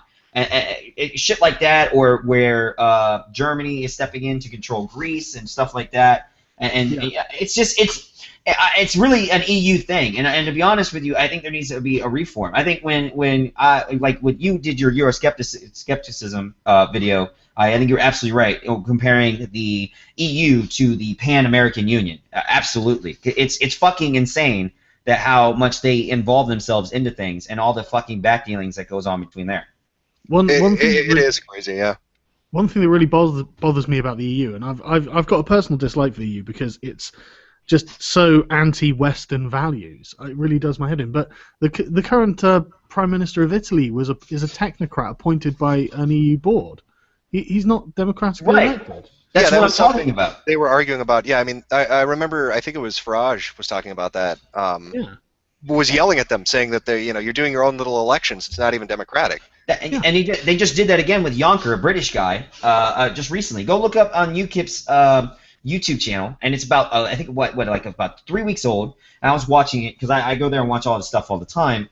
And he was doing one about talking about the same thing, where they were basically setting up for Yonker to come in and do the same exact thing. They wanted this little secret fucking voting and just push this guy in. And he was like, listen, he's a good guy, but you need to sit back and you need to make this public. I thought we were a democracy. What are we doing here? Like, let the people fucking vote. Why do you just decide that you're just going to be the only ones who vote on it and then move on from there? Do it the right way. People exactly. don't vote the right way. That's the problem. And they've got an agenda. They've got Barroso is a snake. Fuck Barroso, man. Yeah, he's the least trustworthy man I've ever seen. And he's such a smug motherfucker. I guess he is. That's why I said fuck Barroso. I can't stand that guy. I can't stand him, and he's again. I think, and I hate to sound all conspiratorial, but I think they're globalists. I think That makes sense. I think that they're trying to erase European identities by opening all the borders and trying to encourage. They use terms like the free flow of people and say, yeah, but what does that mean? You know, that means people coming from very poor areas to rich areas, making the rich areas very poor. Well, look, I could pull up articles of these people from the EU coming out and say, and like I said, basically saying, like they told France when France was getting pissed off about it, that they were like, well, you're going to have multiculturalism whether you like it or not. You're going to accept the fact that we're gonna basically invite these people into your country whether you fucking want it or not. Oh, wait, guys. So somebody was linking this in chat, and I'm gonna have to wrap up here soon too. But yeah, what is it? Somebody was linking to Kotaku in Action. EA director comments on Gamergate. Chris Mansell says, let's see. The group of gamers are angry, pissed. I don't think this incident with Miss Quinn and the media are the direct cause of this exclusively, but rather a spark that blew up smoldering issues that have been building for years. The level of anger and commitment by these gamers is intense, and it's growing. Something is wrong here. This is abnormal. My opinion, it's not about social justice warriors. That has always been a strong influence in gaming. Sometimes it's annoying, sure, but it can also be a positive force as well. A much-needed conscience, a reminder to us all to consider the ways what we create says. I'm just trying to read through it because it's a bit of a long statement. Okay, I think the real problem here is alienation, not of values that's misguided. It's not liberal conservative values, politics, or worldview. It's fear of being meaningless. It's about our loss of connection between ordinary gamers and the game industry. We are losing our connection with people. I think our industry has been drifting further and further away from our fans. As our business gets larger and our global reach broadens, this lack of a relationship or mutual feedback of a personal connection between ourselves and the audience is really the true culprit of the most deep-seated anger here. There is no connection with us, no trust, not even understanding. Yet gamers depend more and more on us for their primary entertainment, and we absolutely depend on them as customers. Yet our relationship is increasingly one-sided. They being the unit sale, the converted percentage on the acquisition funnel, or the revenue target, not the person, not the player, not the gamer who is or was exactly like us all. We need them, and they know we need them. They need us too, but we've forgotten that. Do we sometimes feel we don't really need them? This alienation and dependency brings about the epic rage. The think banks, cellular providers, airlines, cable companies, and the hate those relationships generate with customers who need that service but get treated like beasts. That's our future. Some would say our present. And in the environment, a backhanded slap to a mass group of gamers who are mass-labeled misogynists, rapists, gamers are dead, games ashamed are just fighting words yelled by a distant, contemptuous, unconnected gaming entity that is part of the establishment elite. And this same recipe, the exact same spark of every single race political protest riot the world over from the beginning of time. And like every protest, there are those who support the activists and those who support law and order and the establishment. But the root cause of this event is usually not what they are yelling and fighting about, but something much deeper and harder to explain. Usually being oppressed, insulted, or generally being abused and invisible. And in this outburst of anger, some of the media turned and fired into the gamer protesters, which then became a riot. Both sides now dehumanize the other, making it easier to escalate. I wish I knew how to diffuse this. Your friend, Chris. Wow, I can agree. I absolutely agree. I don't see anything else to say on that one. That's surprisingly astute, yeah. I think that at least now we know where EA stands, and I hope to God they stick to it. Well, like I said, just make games. That's what we want. That's what everybody fucking wants. We want video games. That's really easy. I don't need the gaming press to scream at us and tell us how terrible we are and write opinion pieces and shit up the relationship. And I hope that sentiment is shared at EA and other gaming companies. I really do. It's a fucking mutually beneficial relationship. It's symbiotic. We support you as customers, we buy your products, and in return, you fucking value that relationship and don't shit on us. Right, I definitely agree. I mean, I don't really want. There's nothing I can really say to that except it's just I agree completely. I mean, there's nothing wrong. He addressed everything that I really wanted to hear. That this is fucked up, this is wrong, and that we don't condone it, and that we need to get more in touch with our side. That we've forgotten that. Well, yeah. Well, somebody explain to me what I feel like I took a drug at some point, and my mind has gone fucking crazy. So EA is making the good fucking statements as a business. Moot is turned into a social justice traitor and fucked up 4chan, but Lotax, if something awful, is allowing free speech. What the fuck is happening on the internet? Black is white now, man. It really fucking is. Down, cats are living with dogs. The world's gone mad. I want to know what the establishment response to this is going to be. What are the gaming press going to say to this? 'Cause they- He's Go going to ahead. get hammered. He's going to Yeah. for putting that statement out, which is a reasonably neutral statement. He's going to get fucking hammered. That's what I I'm would say so. expecting.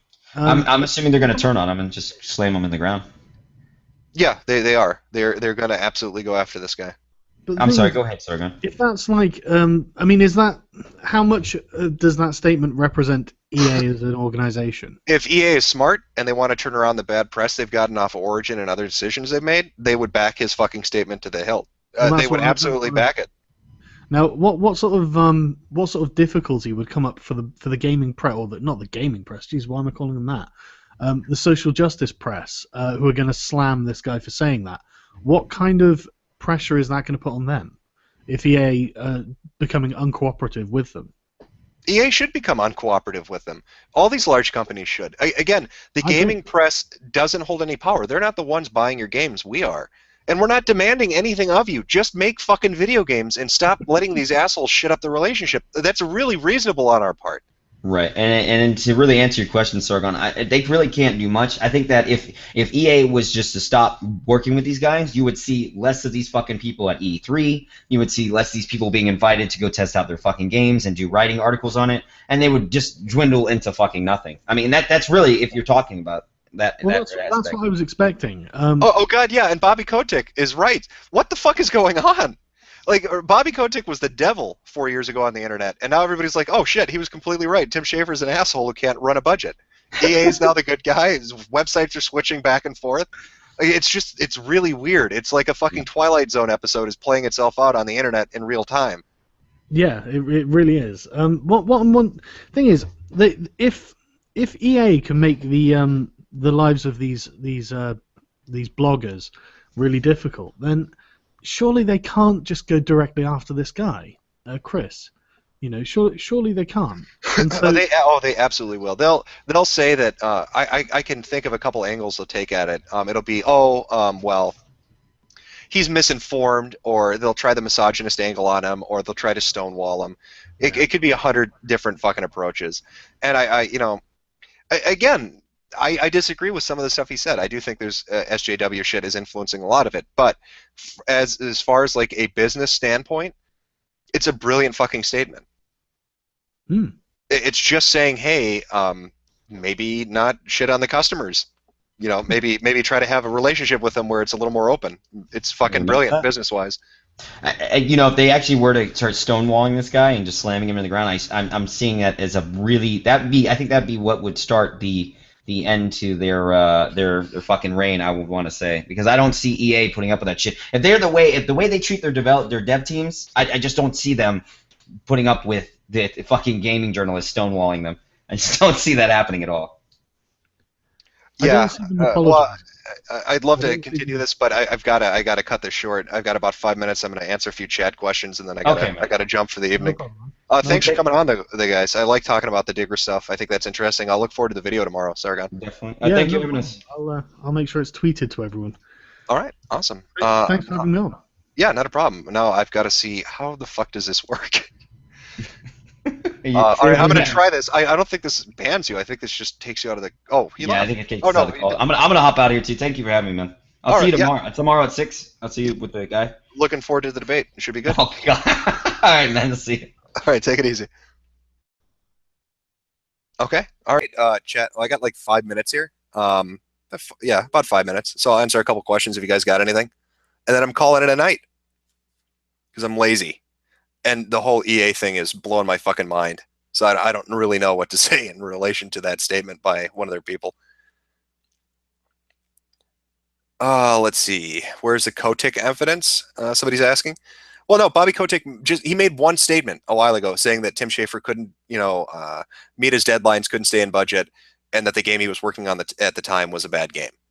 And he turned out to be right, because we've seen Schafer have difficulties running a budget and meeting milestones and delivering the content he says he's going to deliver. He doesn't do it. Shout out Operation Disrespectful Nod. Okay. Kirk or Picard? I used to say Picard, but I saw some statements that good old Kirk's been making on Twitter, and it's some funny shit. So I think I might change my opinion on that. I tried, guys. I know some people are saying bring on short fat otaku. I sent out like 8 invites. I'm not sure why that's not working. I have no idea. So I'm sorry about that. Have I installed Gentoo? No, I haven't yet. What's your? Oh, fuck, this is going quick. Gawker getting banned from Reddit? That would be fantastic. Gawker should be banned from everywhere. Fuck Gawker. Oh, let's see. Are we losing? No. I would say we are not losing. Again, people are saying mention disrespectful nod. I'm mentioning it, so I don't know if that's coming through or not. I would hope so. What do you think of Slow Beef disliking you? I've answered that on Ask FM. I liked Retsupre when it first came out. I thought they were funny videos. If he dislikes me, whatever. Doesn't mean I'm not going to think those were funny videos. They were funny videos. Let's see what else. This is going fucking quickly here. I'm trying to keep up and read something before it disappears. Actually, I'll go to Twitter for a minute and answer a few questions on there if there are any. And then pop back in a chat and call it a day. Let's see. 8chan's angry you aren't mentioning Operation Disrespectful Nod. I've mentioned it like 3 times.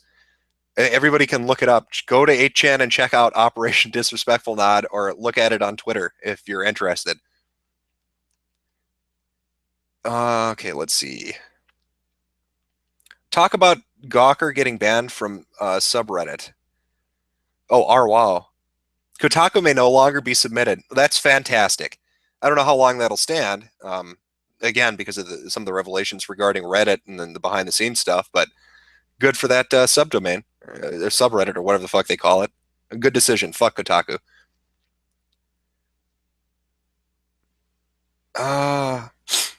Let's see. We got one from Brandon Morse. Am I saying your name right? Every company should. It's a fact they cave into psychotic minorities that we get into these positions. I'm a big believer in free market. I think businesses do best when they address their customers' needs, and there shouldn't be third parties getting in between that. It makes everybody unhappy, and it hurts business. A smart business decision and position to take is making your customer happy. And that doesn't mean you have to bend over backwards for it. It just means providing the service you set out to provide. So I really do hope EA, sorry, my throat's going to shit. I really, really do hope EA takes a stance that Chris put out there of trying to, rebuild the lines of communication and cut out these people that are poisoning the entire dialogue. And just run it like a fucking business. Again, all we want are video games. It's really simple. It's a very simple demand. Don't let these people influence how you do business. Stop listening to them. And as far as a game journalist, clean your shit up. You're making yourselves look ridiculous by letting these individuals make your profession look like a joke. And you're doing no favors to any other journalists online. It's just terrible. Is it cool to friend me on Steam? Yeah, go ahead. But I've got I'm out of slots. I don't have the money to pay Gabe right now. But there should be a group listed on my Steam profile if you want to go in there. I'm going to try to run events from that because people are recommending it. So hopefully that turns out all right. All right, a couple more questions. I'll go back to the YouTube chat, and then that's that. Do I believe in fish people? What? I don't know how to respond on that. What is my favorite Pokemon? I have no idea. I picked up the game for the DS because people said it's a good game. I have no idea. I'm not a guy that goes on VP or whatever the fuck it is.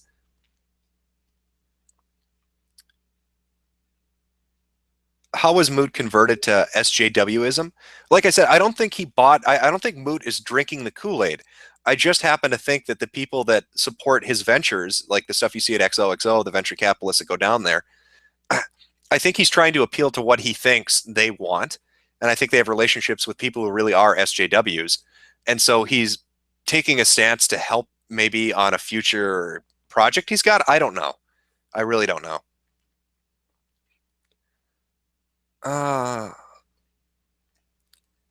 Okay, I'm going to answer a few more and then jump.